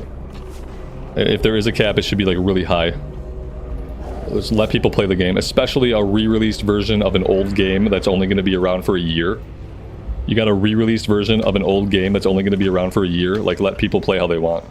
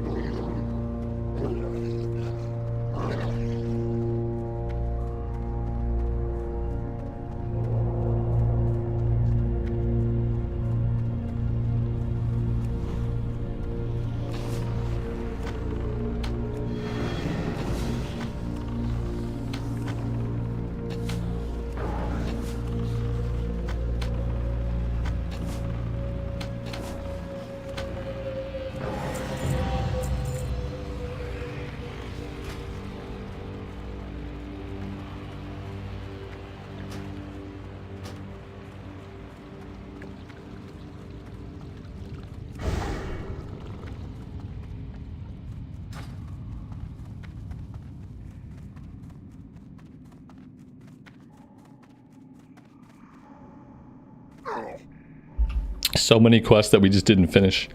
Oh, we have to find people, right? Is that what it is? Like we're finding some people in cages, something like that. Oh, I didn't get my hibiscus. I didn't loot something, and we didn't find anybody. Lots of unresolved quests here.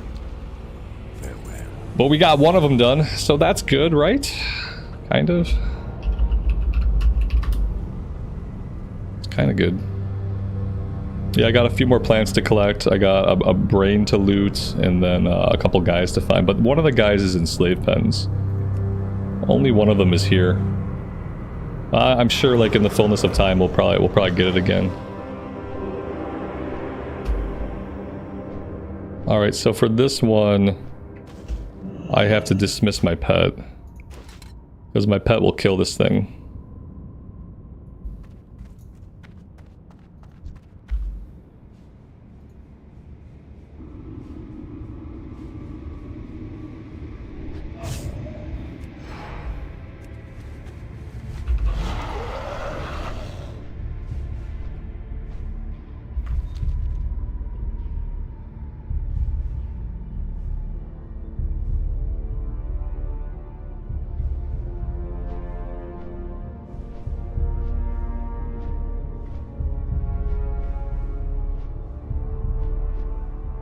A standard dungeon run. Is that like a standard dungeon run is one where I don't complete any of the quests successfully? That is pretty standard for me. Absolutely. Should have looted the brain. Oh yeah, obviously. But if I did that, then it wouldn't be a standard Rambles dungeon run. Like if I actually did the quest and looted the bosses, then like who would I be? I wouldn't even be myself.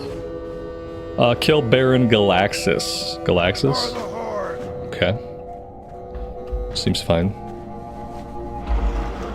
What am I doing here? The eye. Oh, I got credit for it. Okay. Cool. Here we go. That's the eye. This also chains. Oh, okay. I didn't realize this was a chain. Oh, that's nice. A little upgrade. Grillock Dark Eye. Okay, maybe we go after him.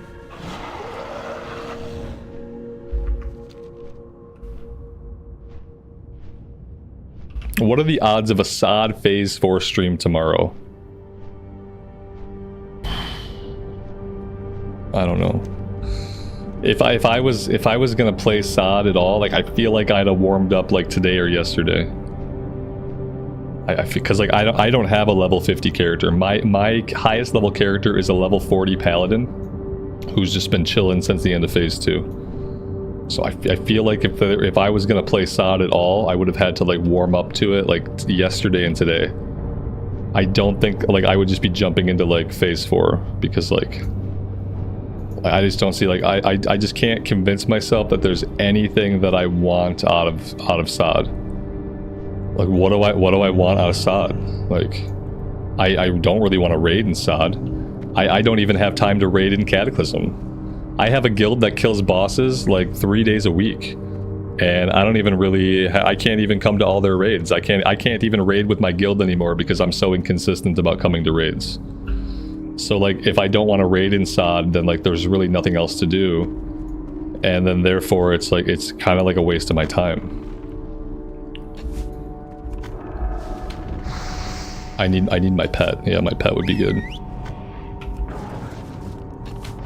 I think the chances are like pretty low. They're adding a new 5-man. Yeah, they're adding a new 5-man, but ultimately my point is like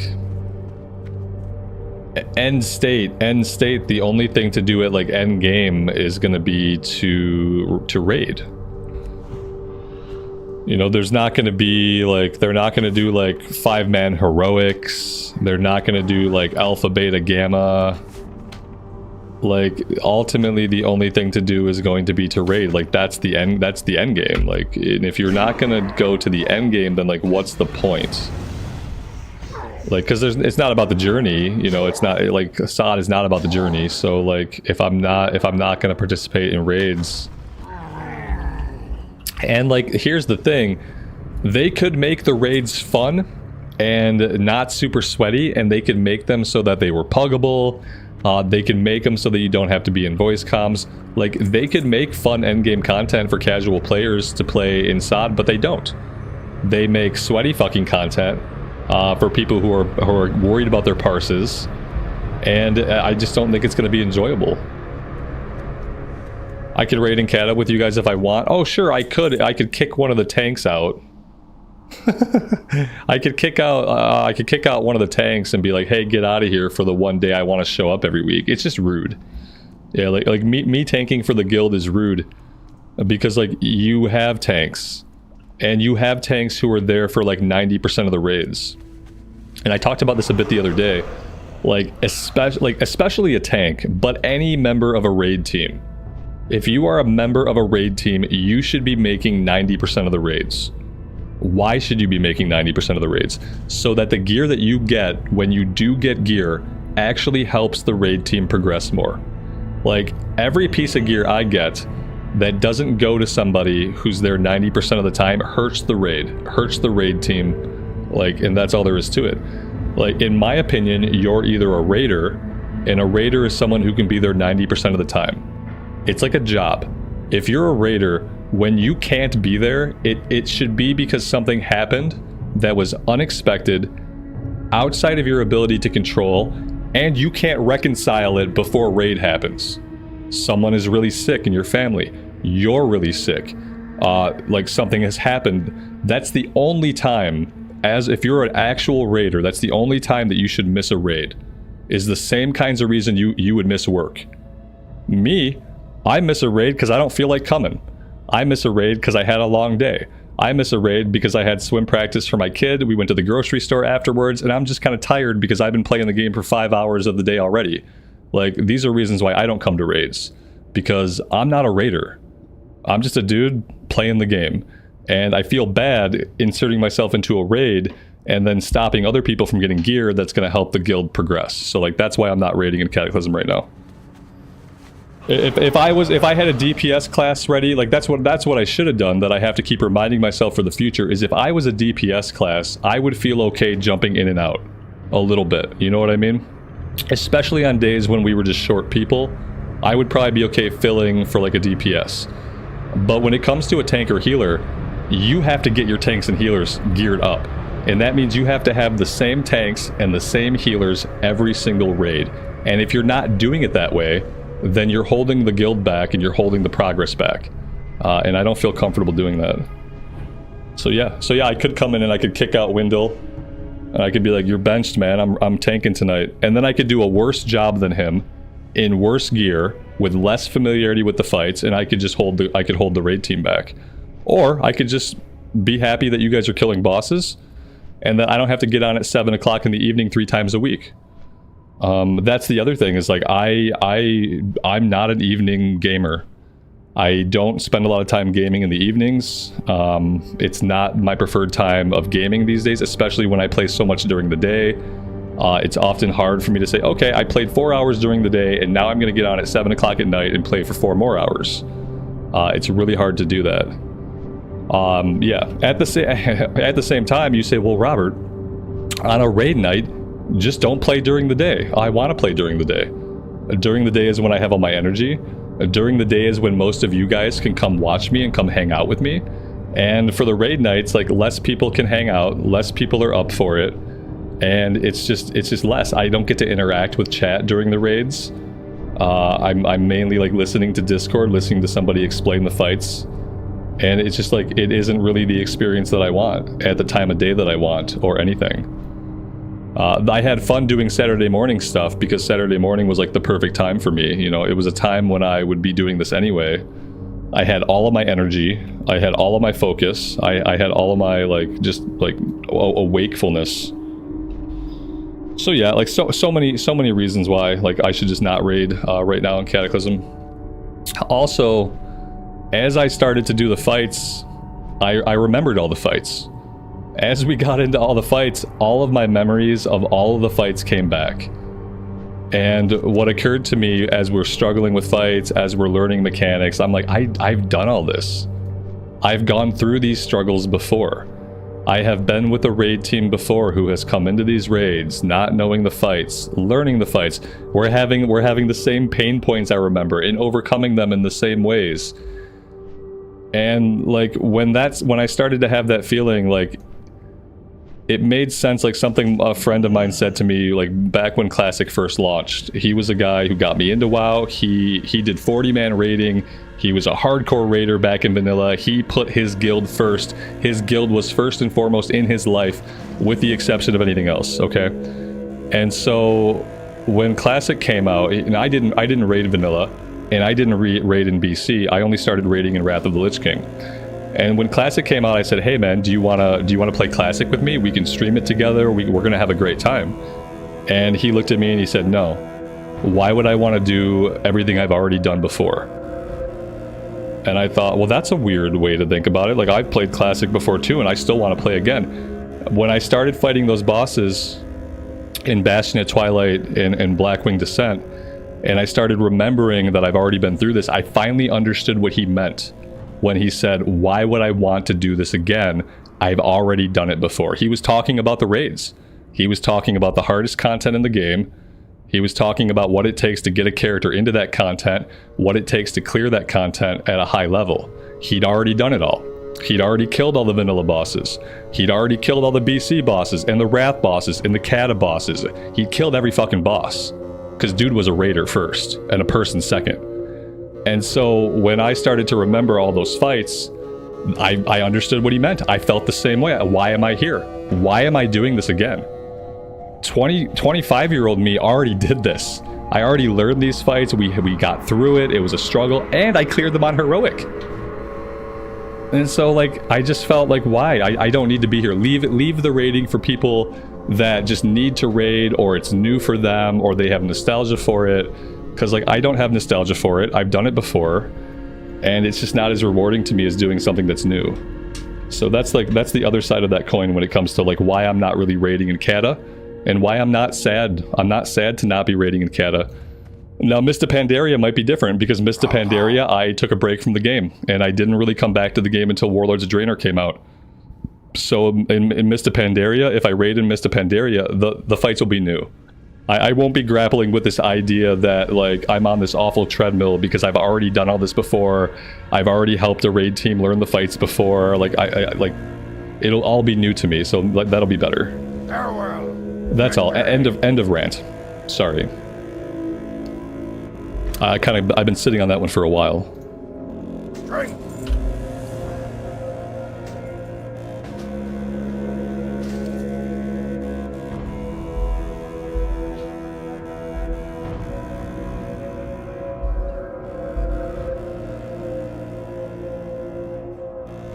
And I hope some of that at least made sense to you guys. Sorry, I realize I've been sitting on that rant for a long time, and those thoughts have kind of been, like, in my head for a long time now.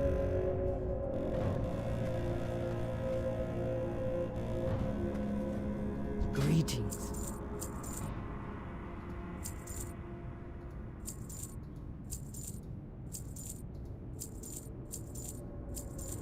And that's why when I'm playing this, I keep saying this is Mista Pandaria prep. This is not me, like, wanting to get this character into raids.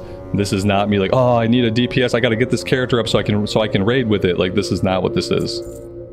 This is like far future planning with the acknowledgement that I should probably never be a main tank or a main healer for a guild. Because especially if I'm with a guild that's going to be raiding in the evenings, I am going to be inconsistent.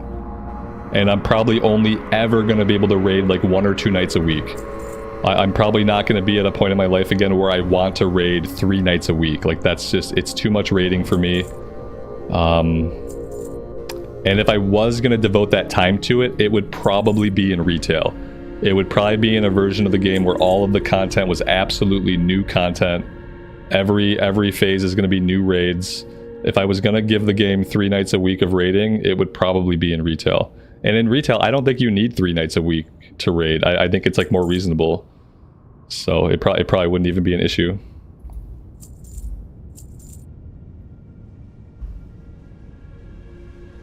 That's an upgrade.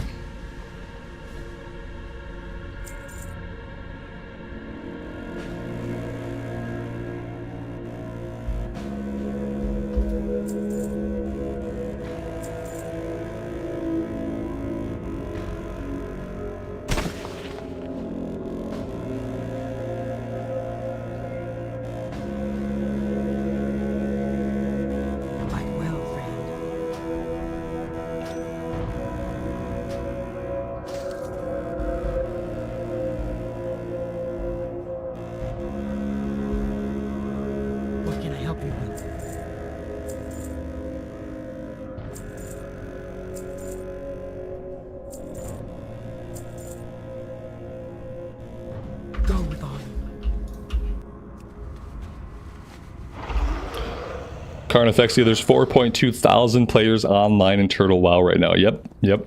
Every time I get on, there's at least 3,800. Like, and like obviously, like you can see, like as you run around, there's tons of people running around. Like it's funny because like I see bodies everywhere. It's just like hardcore back in the day, because I think a lot of people are trying to play hardcore on Turtle WoW. Because like I just see dead bodies everywhere I go. The world is littered with dead bodies. It's absolutely insane. And I've died so many times, I can hardly imagine trying to play hardcore on the Turtle WoW server. It just seems like it would be incredibly challenging, and it would probably lead to. I think I've died like 8 or 9 times, just like situations where like I thought I was okay and I thought I was being careful, but I was wrong.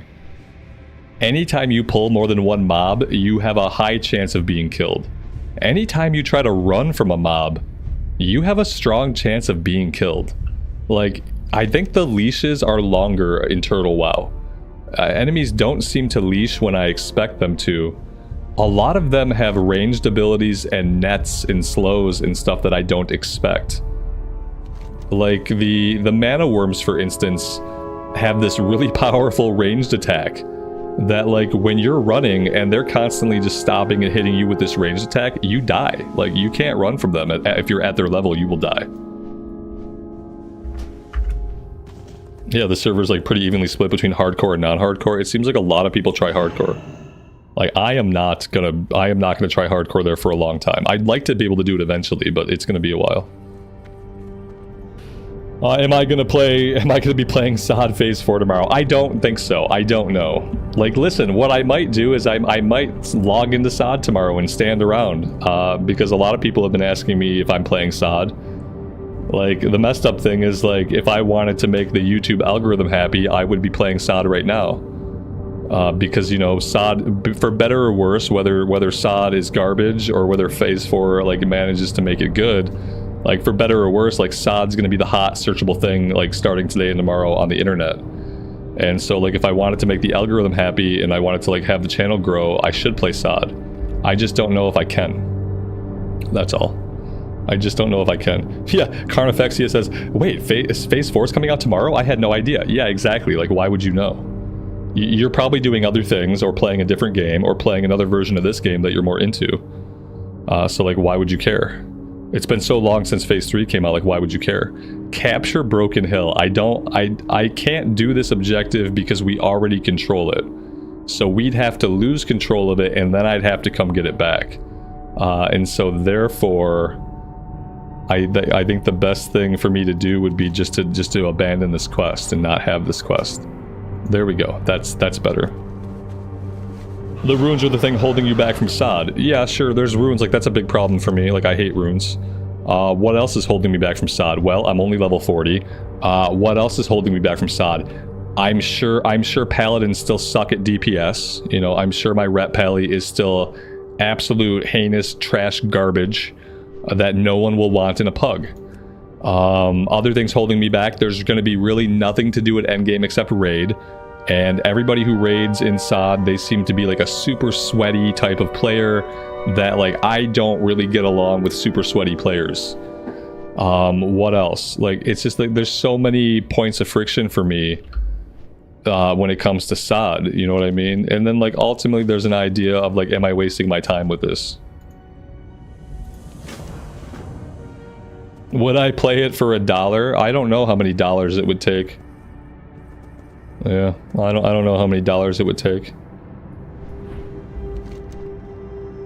There's probably an amount of money.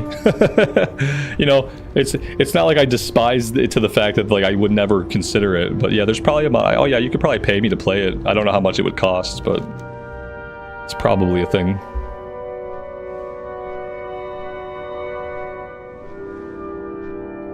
I don't even really care too much about the seasonal aspect of it, just because, like, I have so many characters anyway that I have had to stop playing, or that I've stopped playing, that doesn't bother me too much. But I'm sure it'll bother, like, people that have been in cohesive guilds for the entire season, and, like, eventually the season ends and your guild will probably just kind of dissolve into nothingness. It'll probably bother some people. I try to think, like, where did I have the most fun in SOD? I think I had, like, the most fun on my shaman tank, like, who was, like, level 25. I remember tanking, like, Ragefire Chasm on my shaman tank, and I was like, damn, this is fun. And these are fun buttons to push. Mike, thank you so much, man. I appreciate that, buddy. That's super thoughtful of you. Thank you. Start small. Hey, I'll start with anything. On a day in a week when my goals have not moved at all, like I have these goals and they just like often they just don't move, I'll take anything I can get. Yeah, it's all encouragement to me, and I appreciate you being here.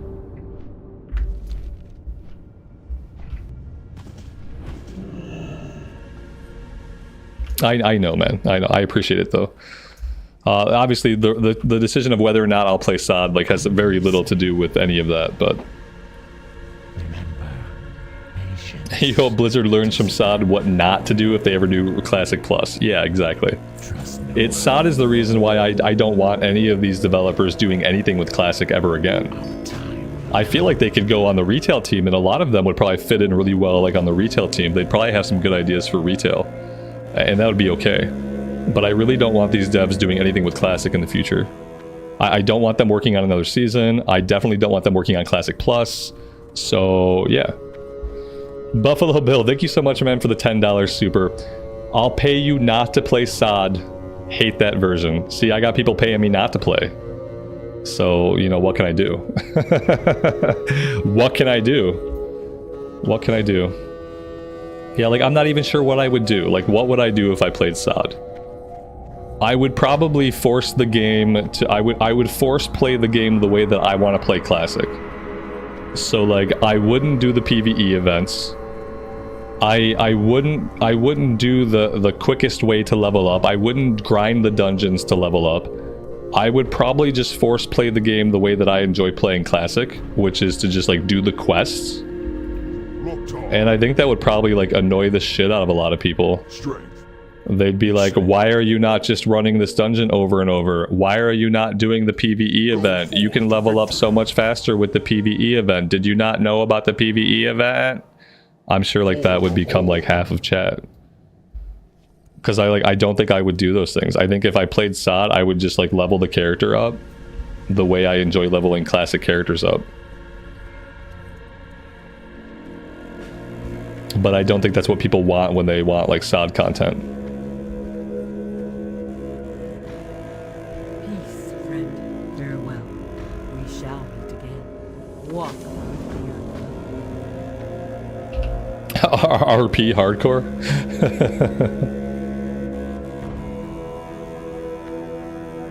Oh, Mr. Santa, progression servers would be so amazing right now.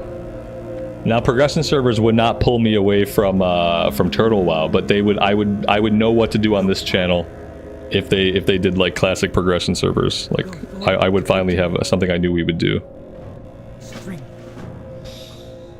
RP hardcore as a gnome in SOD, and maybe that's how I play SOD.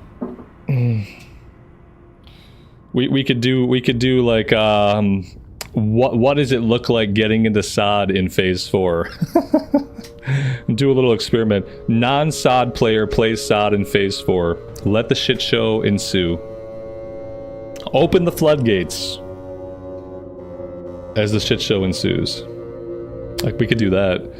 Cause like yeah, all I got's my paladin, and like I don't really know, like we obviously don't know like what the phase 4 meta is gonna be.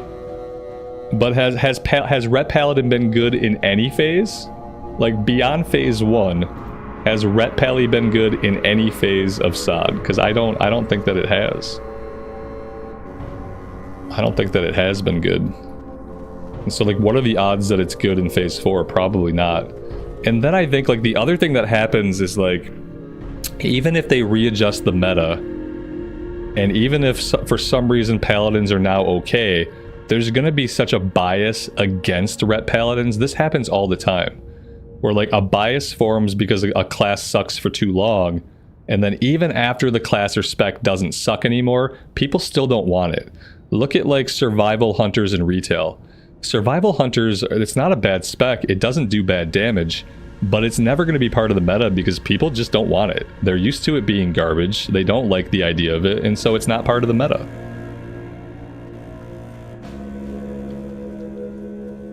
I've convinced you to play Sod. How did any of what I just said convince you to play Sod? Damn, Blizzard should be paying me. Like, I've been shit talking Sod all day, and now you're gonna go play it. Like, I should be getting paid by Blizzard to do advertisements, like negative reinforcement. If I do negative reinforcement, people will go play the game. How to not play Sod Phase 4. Yeah, how to not play Sod Phase 4. Just follow these simple instructions. After you heard Reddish shit, you want to play Sod. See, you hate Paladins. This is what I'm talking about there being biases out there in the community for or against certain specs. Yeah, in retail, people hate Paladins. Yeah, people absolutely hate Ret Paladins in retail. It's one of the reasons why I moved from the Paladin to my Priest in retail. Because people do not, they see a Paladin out there, and they do not want to invite a Paladin, they just hate them. They hate them because the Paladin class is easy to learn, relatively easy to play, the rotation is forgiving, and it can out DPS your class. That's why people hate Ret Paladins in retail. It's easy to learn, the rotation is forgiving, it's fun to play, and it can out DPS your class. So yeah. Oh man, I don't know, guys. Yeah, I don't know. Like, what do I got going on in Sod? Let's see. Bear with me. Boop. We're gonna do some science. Let's do some science. Are you guys ready to go on a journey with me? It might not be anywhere you wanted to go today, but we're gonna go on a little journey anyway. Let's see what OBS profile is gonna show this. Oh, there we go. There we go. Okay, we got it. All right, so this is what we got. We got level 40, Ret Pally. She is geared to the teeth for the end of Phase 2. Looking pretty good too in all of the Scarlet Monastery gear. Okay. We got level 15 Shaman. Oh dear lord. I need to take all of his gold and send it to somebody else. We got level 18 Druid. We got level 23 Shaman. This was the character that I really enjoyed Shaman tanking. Obviously, at some point, they stopped being a tank, and apparently they are now dual wielding. I don't really remember that. I don't remember getting them dual wield, but apparently I got them dual wield, so there's that. I got a rogue that stopped at level 10 when I realized I had no idea like how to play a rogue in Classic anyway, and even less of an idea how to play a rogue in Sod. And then I got a warlock that had a cool like 2-button rotation. Like that's what I got. That's what I got for Sod. Like there's really I got really nothing going on, you know. There's nothing that's like super like, oh, I really want to get back on this character. Like here we are, like look at all the gear I got for this character. Boom. Boom. Boom. Boom. Gear. Gear. Gear. More gear. Some more gear. Here's gear, and this is gear. Like, I actually got the Sealer Rin. People always bother me. Get the Sealer Rin, get the Sealer Rin. I never get the Sealer Rin. I finally got the Sealer Rin. Like, I geared this character out. I was ready to try Nomergon, even though I hate Nomergon, and then I found out that that Paladins suck. So, like, that was what happened with this character. And so yeah, like, that's what's going on with Sod. Like, I got a shield and a one-hander for tanking. Because I think I was like experimentally doing some tanking. Go prot instead of ret. Right, sure, like, yeah, like, okay, that's easy enough to say. Like, I'm sure I need like 17 runes to go tank. You know, what do I got? I got Aegis. I've been told you don't ever use Aegis. Even though Aegis is obviously a tanking rune, I got yelled at every time I used this. They said, just use Divine Storm, it's going to be AoE threat. I don't even know what this garbage is, something for my belt. Avenging Shield is a tanking ability, so there we go. I got Avenger's Shield, that's good. Art of War, I'm not sure if that helps me as a tank at all. This is the worst choice. I remember as a tank, this was the worst choice. Like, I can either have a button to press in my rotation, or I can have a taunt. Why can't I have both of these things? This was the worst choice to make. In the back, I have a healing ability for my back. So, yeah. Dual specs 50 gold. You must have missed how much gold that I actually have. Yeah, you must have like missed this little number down here, which illustrates that I don't have 50 gold. Skinning, I have maxed out at 225. Mining, I obviously, like, why would I be a miner? Like, why was this character ever mining anything at all? I got the sleeping bag. That was a pain in the ass to get, but that was an accomplishment that we did one day. Yeah. That's it.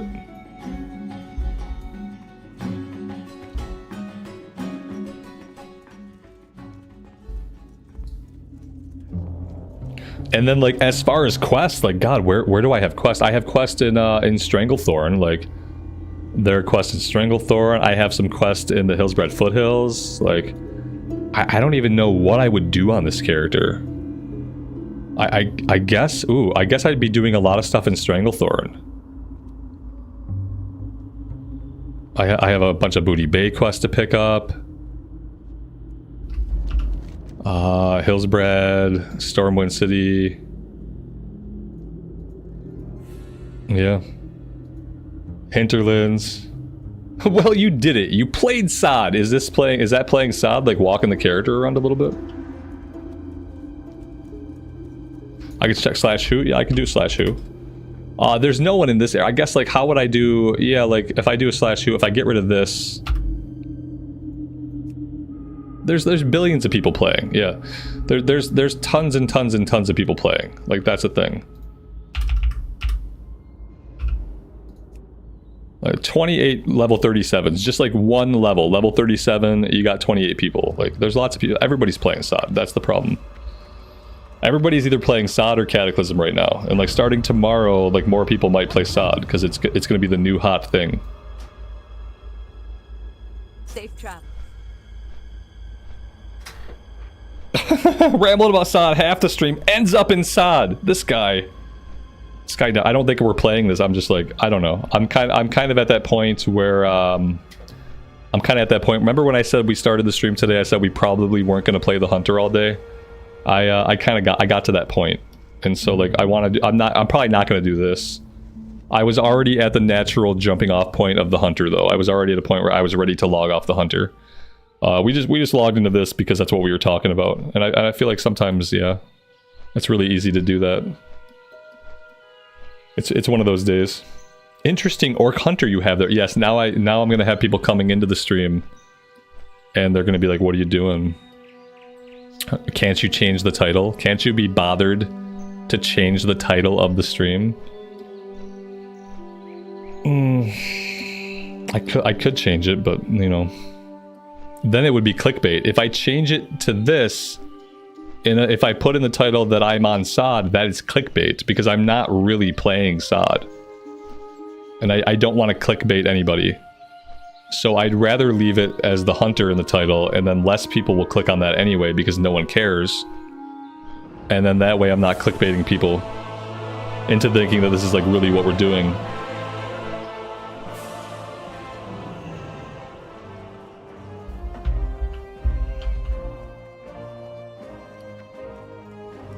Why is this character so broke?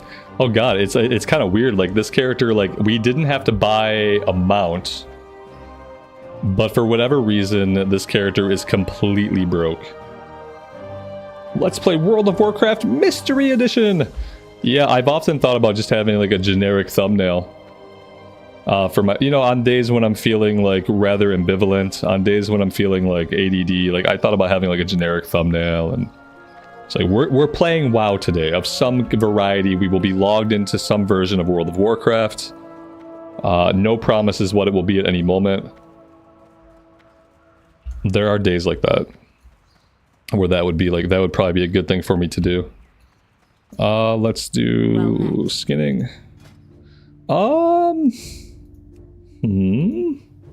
Oh, I have to be level 41 to get this. Oh, okay, well that's weird, but I guess it makes sense. Farewell. I guess it makes sense. Musical Chairs WoW Edition. Yeah.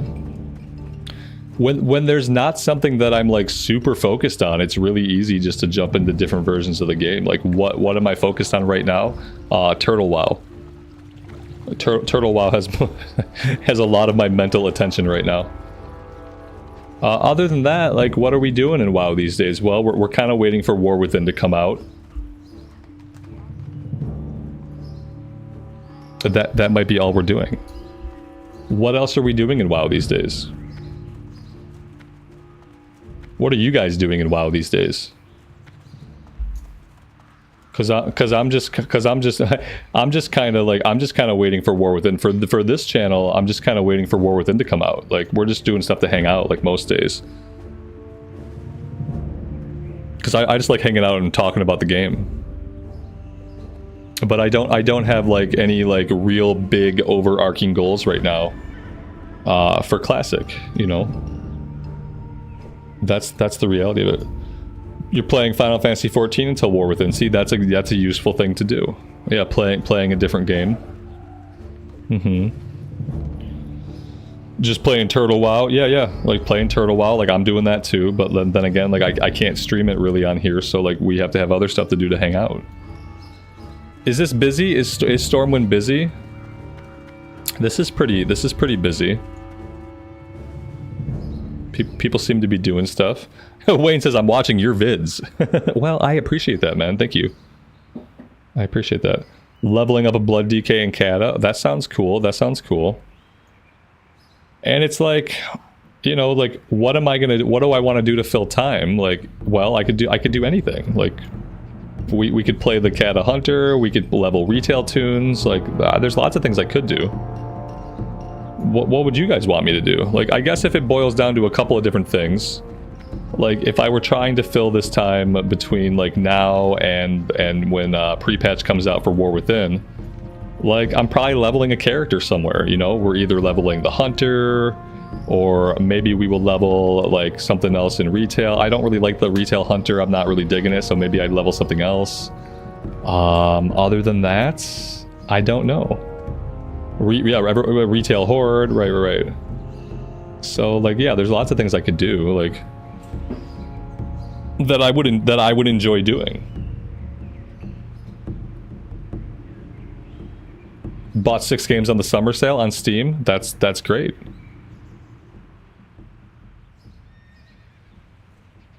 Another shot at hardcore. Hardcore hasn't been on my radar for a while. Make another paladin. Like, for what, Patrick? For what version of the game? For what version of the game? I have a retail paladin. I have a Cataclysm paladin. I have a sod paladin. And I have a bunch of dead classic era hardcore paladins. Like, what version? And what spec? John, you like Remix. Yeah, you're a big Remix fan. Like, I couldn't get into Remix. I couldn't get into Remix. It should have been something that I could do to like fill time, but it just wasn't. Horde retail paladin. I have a deleted Blood Elf paladin. I already have a deleted Blood Elf paladin. That I think was like my main paladin for my whole life. I'm pretty sure my deleted Blood Elf paladin was my main pally for like most of my existence. I can have 2 paladins in Kata, 1 horde, and 1 alliance. I don't know if anybody needs more Cataclysm. More Cataclysm leveling on the channel. I think like what I won't do is do a fresh start Cataclysm level up. I promise you guys this, okay? Hear me out. Take me at my word for this one. What I won't do to you guys is I won't put you through another fresh start Cataclysm level up. We were trying with the priest. I couldn't get into it. I have a rogue, a dwarf rogue episode 1 that I never even put live on the channel because I couldn't compel myself to log back in and play it. So no matter what I do to you guys, I won't drag you along into another fresh start Cataclysm level up. I swear to God. It's not fair to you guys. Okay, Carnifexia says, I can't believe that I'm missing Wrath already. I know, right? I know. So many classes that I didn't get to level up in Wrath. Alright, so like... Okay, here's what we'll do. Here's what we'll do. We'll start a poll.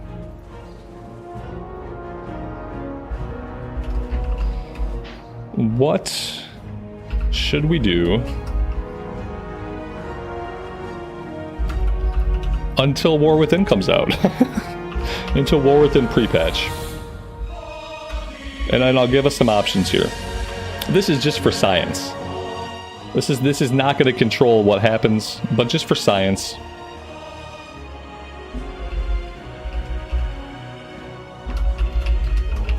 There we go. That's the first one. We'll go with Retail Horde. Level up.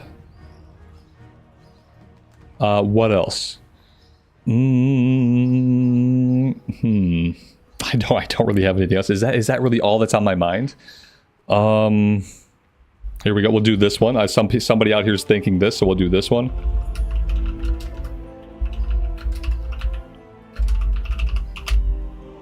Okay, someone's thinking about that one. One more. We gotta find one more option here. I need to have like 4 options, so you guys can evenly split between 4 options.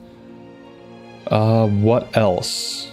I have to make sure it's something that I would do, because I don't really want to put anything up here that I wouldn't do. Maybe I only have 3 options. Let's do this.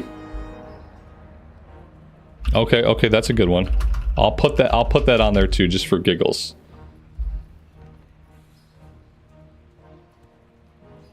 Is that all I can have? I can only have 4 options? Oh, I can only have 4 options. Why can't I have more than 4 options for a poll?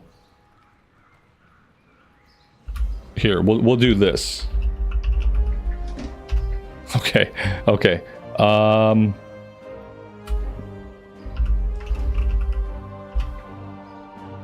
right, there we go.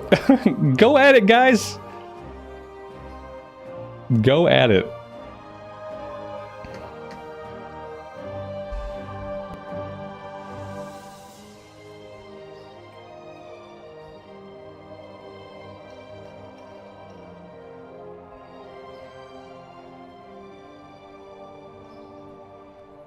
That's fair. A Death Knight technically would not be a fresh character. That's fair. I don't think I'm going to.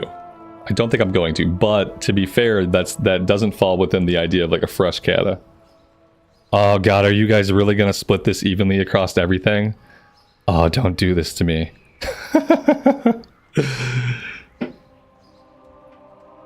Why are you guys like this? Blizzard has made you this way. Blizzard's made you this way.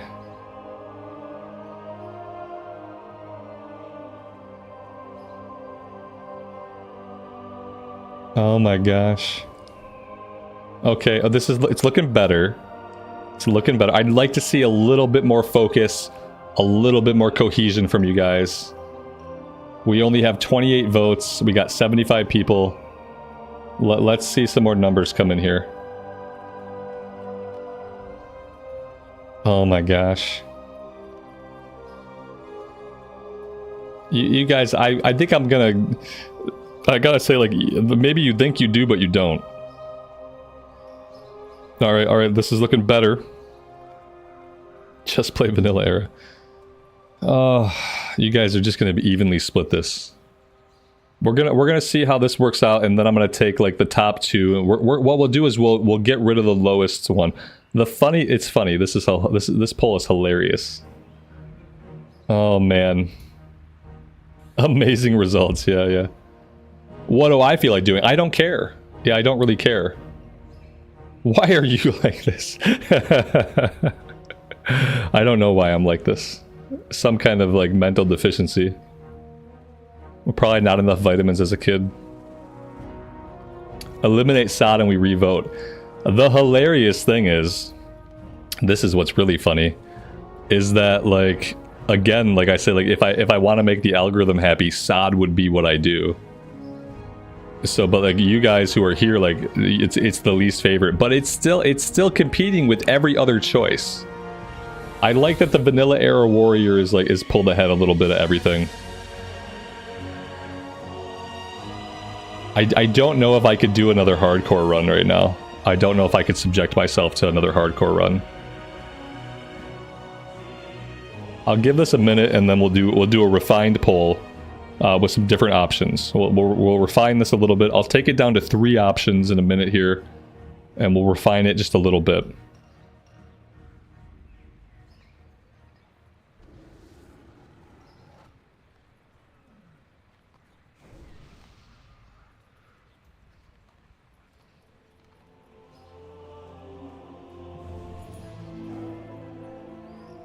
All right. So I'm gonna end this one. We're gonna do some tinkering.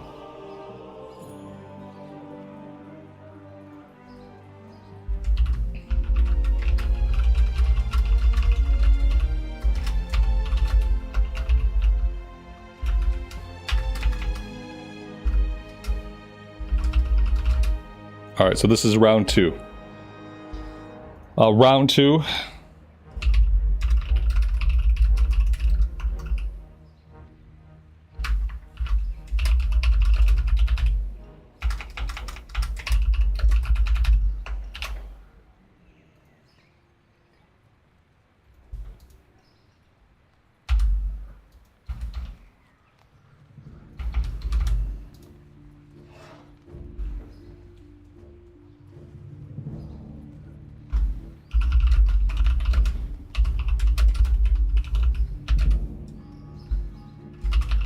All right, we'll do that.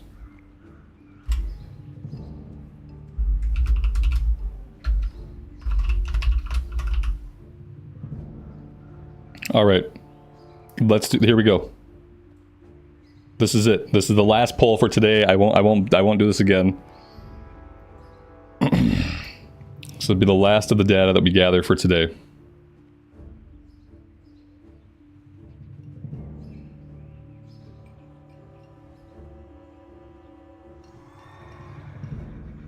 Mark, let me read this. With Warcraft on Netflix, you're finally watching. Oh, you're talking about the like the Warcraft live action movie? The one that came out. It came out like a few years back, like probably like 10 years back now.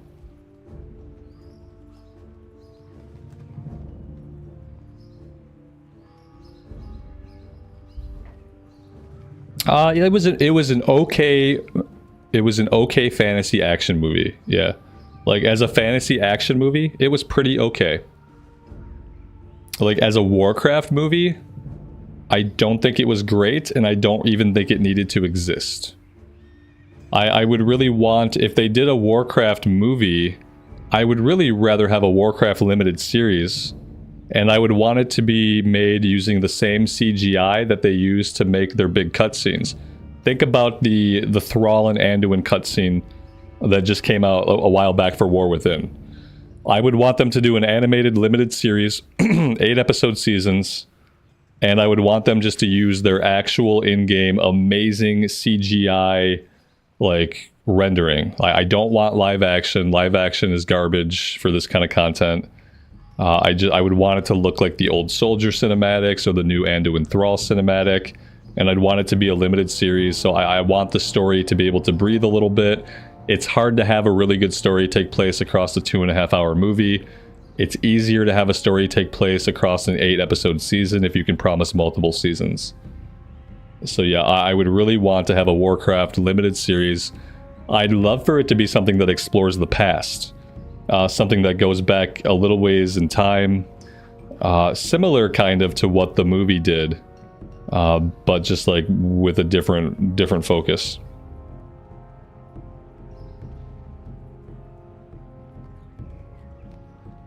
Yeah, nobody needed a live action Warcraft movie. Like, that's my opinion. Because the CGI cutscenes look so much better. There's so much more you can do with CGI than you have to worry about doing in live action. And especially for a video game world like Warcraft, like doing it and making it look like the actual cinematics the game drops is really important. Damn, there we go. Hey, we finally got some focus in the poll, guys. This is good. This is good.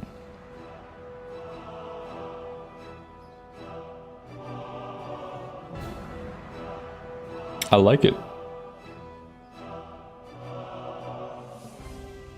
The real life human beings looked way out of place. Yeah, just like you have to work so much harder. Like, it's so much harder to do like CGI when like half of your stuff is live action, half of it is computer graphics. Just do it all in CGI. Do the whole thing in CGI. Use the in-house studio to make the animations, and that's it. I think that'd be pretty amazing. Like, look at what Arcane did. Look at what Arcane did for League of Legends. Arcane was an amazing... I'll never play a single match of League of Legends, but Arcane was an amazing show. Sadly, they're not continuing it past Season 2, but, you know, it's still an amazing show.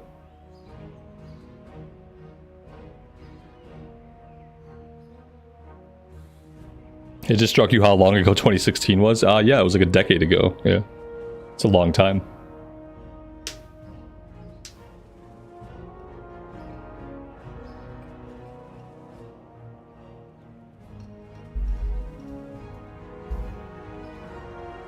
I mean, we could keep narrowing this poll down, but like the majority of you guys actually like agree on one thing for once. This is the most like focused I've ever seen a poll. Usually you guys manage to split it evenly no matter how many options I give you.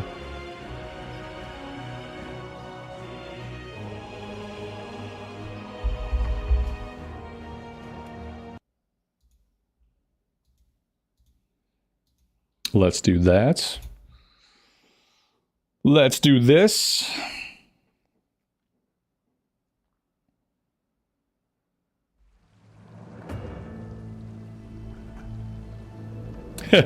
Now to make a poll to decide the race and class. Yeah, I said no more polls, but we got to do one more. We gotta do one more. This is engagement, guys. It's fun. Stick with me here.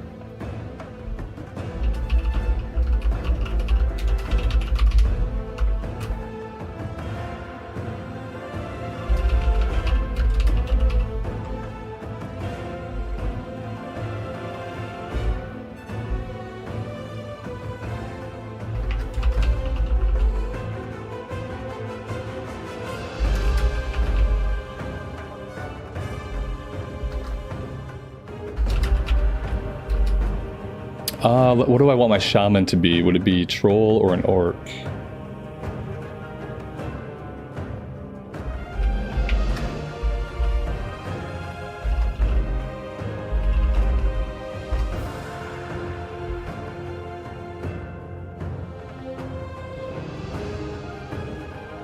I don't even have Volpera unlocked. Volpera is not an option.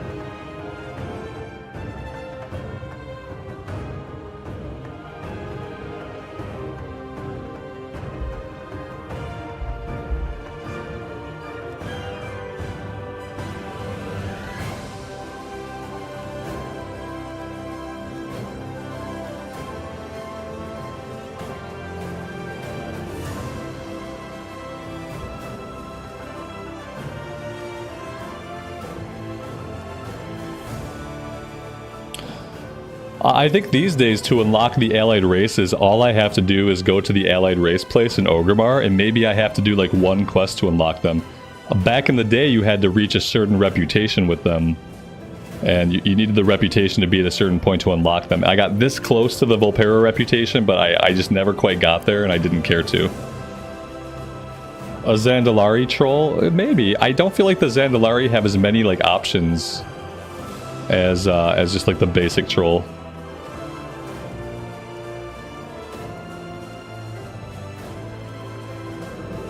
Let's see. They also have weird eyes. I really don't like their eyes at all. Why canonically, why are their eyes like that?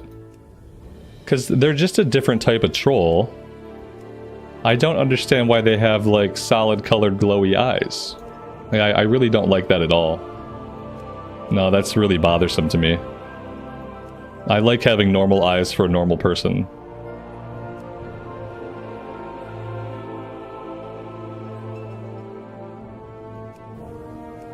Yeah, the regular troll is better because they have eyeballs.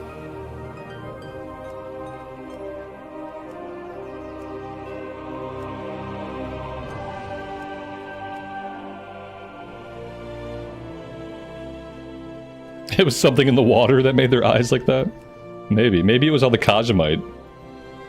It's probably the Kajamite.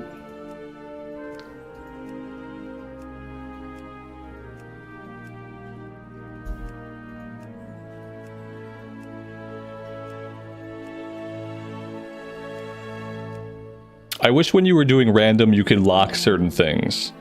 Like, I would probably lock the facial, like, tattoos.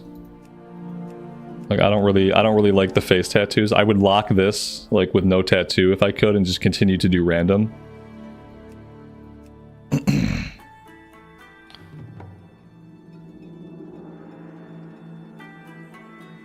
You guys seem to be digging the idea of an elemental shaman a little bit more than a rogue. That's cool.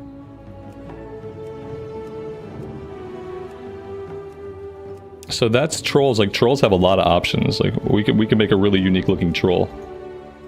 You know, the other option is orc. We could do orc, but like, I don't know if I don't really know if I want to do orc.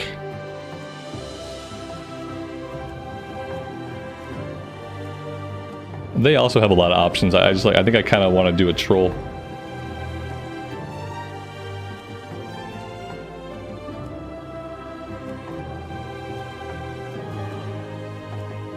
Yeah, I think it had to be a troll. Yeah.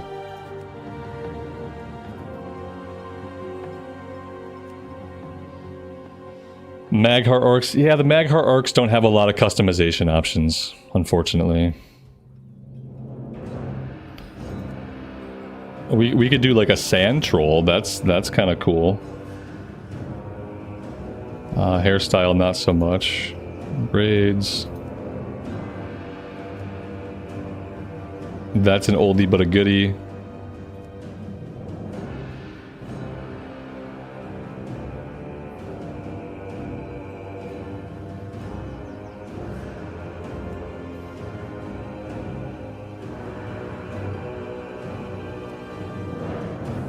That's kind of cool.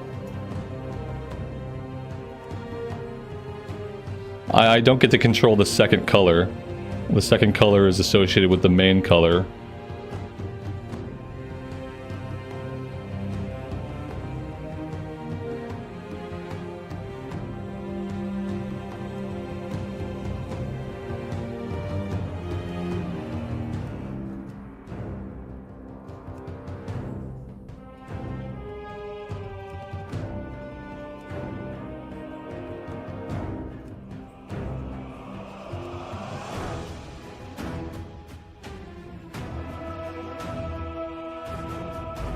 Do a troll that looks like a night elf. I feel like they are very night elf-esque anyway. Especially the newer troll models. I kind of like the sand one because like you don't see a lot of that. I think it makes more sense for a shaman.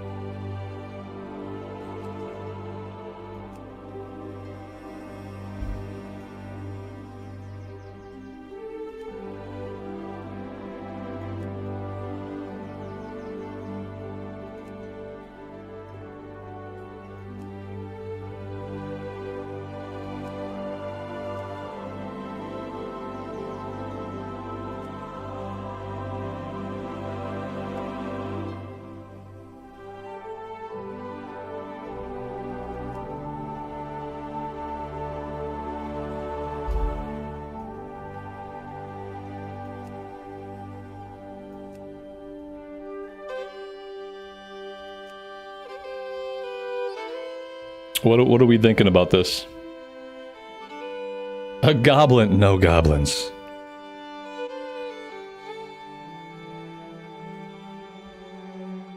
What are we thinking about this?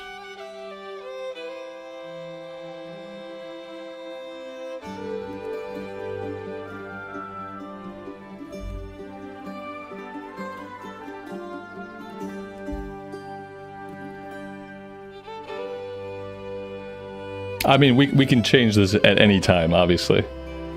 But I kind of like to lock in my look at character creation.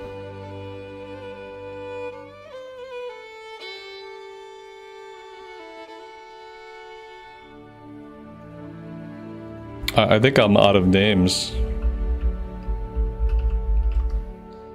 Pretty sure I am out of names. Exile's Reach or Echo Islands? I mean, like, I guess we could do the Echo Islands. But I might not have any more names left.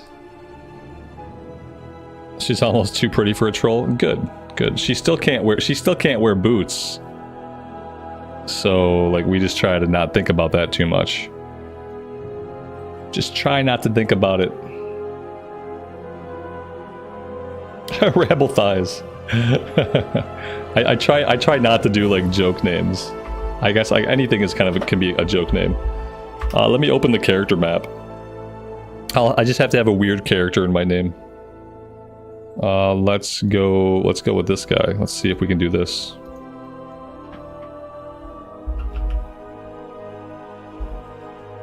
No, that's not gonna work. Let's see.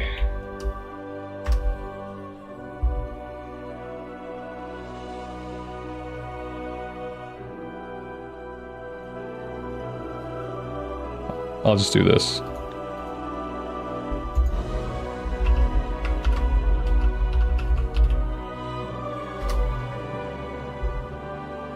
Boop. Oh my god, what do we have equipped? What are we wearing? What is this? What is this crazy nonsense?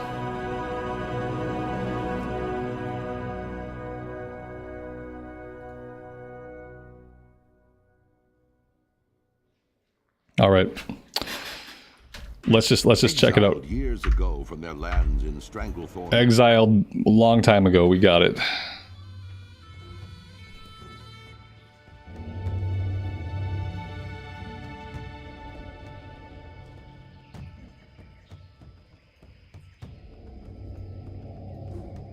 All right, there we are.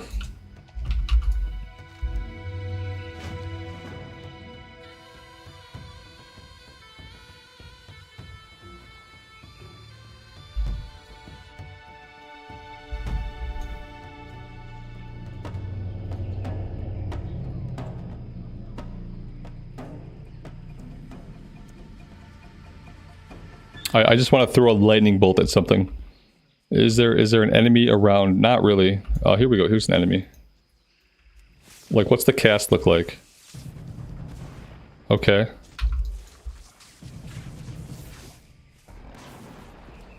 She gets really into that cast.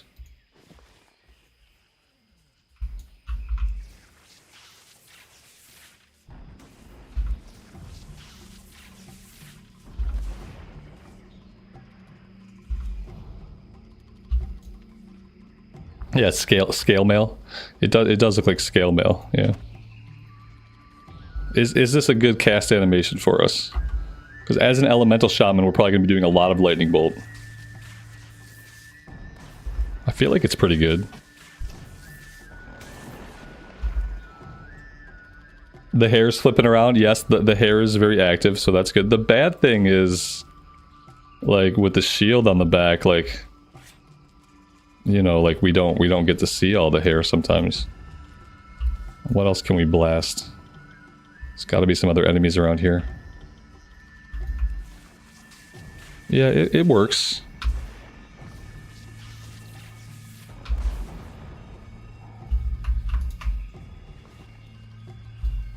She has a very expressive face when she's casting.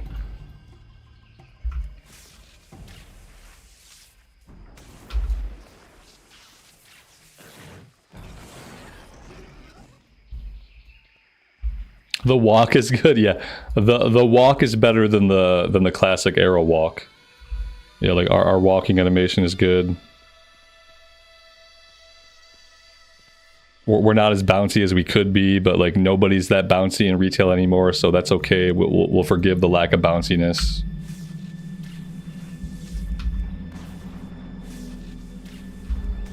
I think I like this. Yeah, I think this is good. Humans are still very bouncy. Are they though? Maybe they are. Like I feel like in retail the level of bounce has been dialed down. The level of bounce used to be at like an 8. We used to be at like in vanilla the level of bounce was like an 8. An 8 out of 10. And in retail the highest level of bounce I've seen is like a 2 or 3 out of 10. We just don't have a lot of like actual physics happening. So, you know, what are you gonna do? What are you gonna do?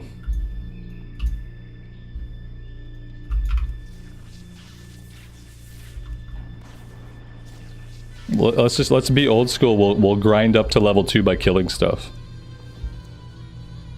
Because apparently we can still do that. We're getting a significant amount of kill XP.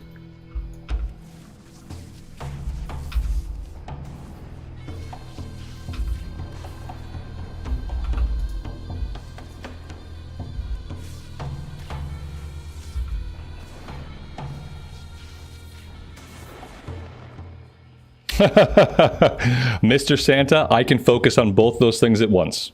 Yeah, I'm good. I can do both, I swear. It's true.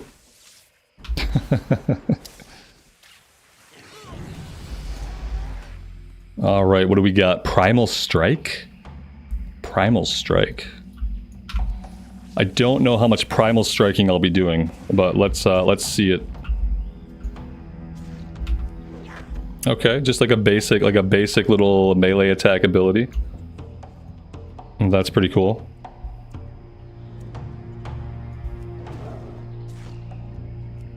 I like it. I like it. We're probably not going to be doing a lot of melee attacking as elemental. But yeah, already I like it more than my Draenei. And so the Draenei is enhancement. This character will be straight up elemental. But I think this can work.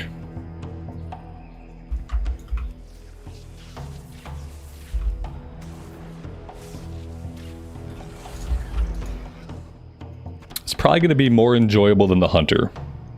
We don't have a pet. That's like bonus number 1. No pets. Our spells, spells just look cool. Spells look cool. They have cool animations. And like firing a gun or firing a bow, it just doesn't look really cool. You know what I mean? Like it just doesn't, it's not as cool as hurling lightning bolts and lava lashes and all that stuff. It doesn't even compete. Like these are cool spell effects, they sound nice, they look nice. And it's just like overall it's better than having a bow or a gun and having that be like predominantly what we're doing. I'm just like, I don't think I like hook up completely with the Hunter fantasy. Because like hunting, I can shoot a bow in real life. I can shoot a gun in real life. I enjoy shooting a bow in real life. I can't hurl lightning bolts in real life. That's just like, I've tried and it hasn't worked yet.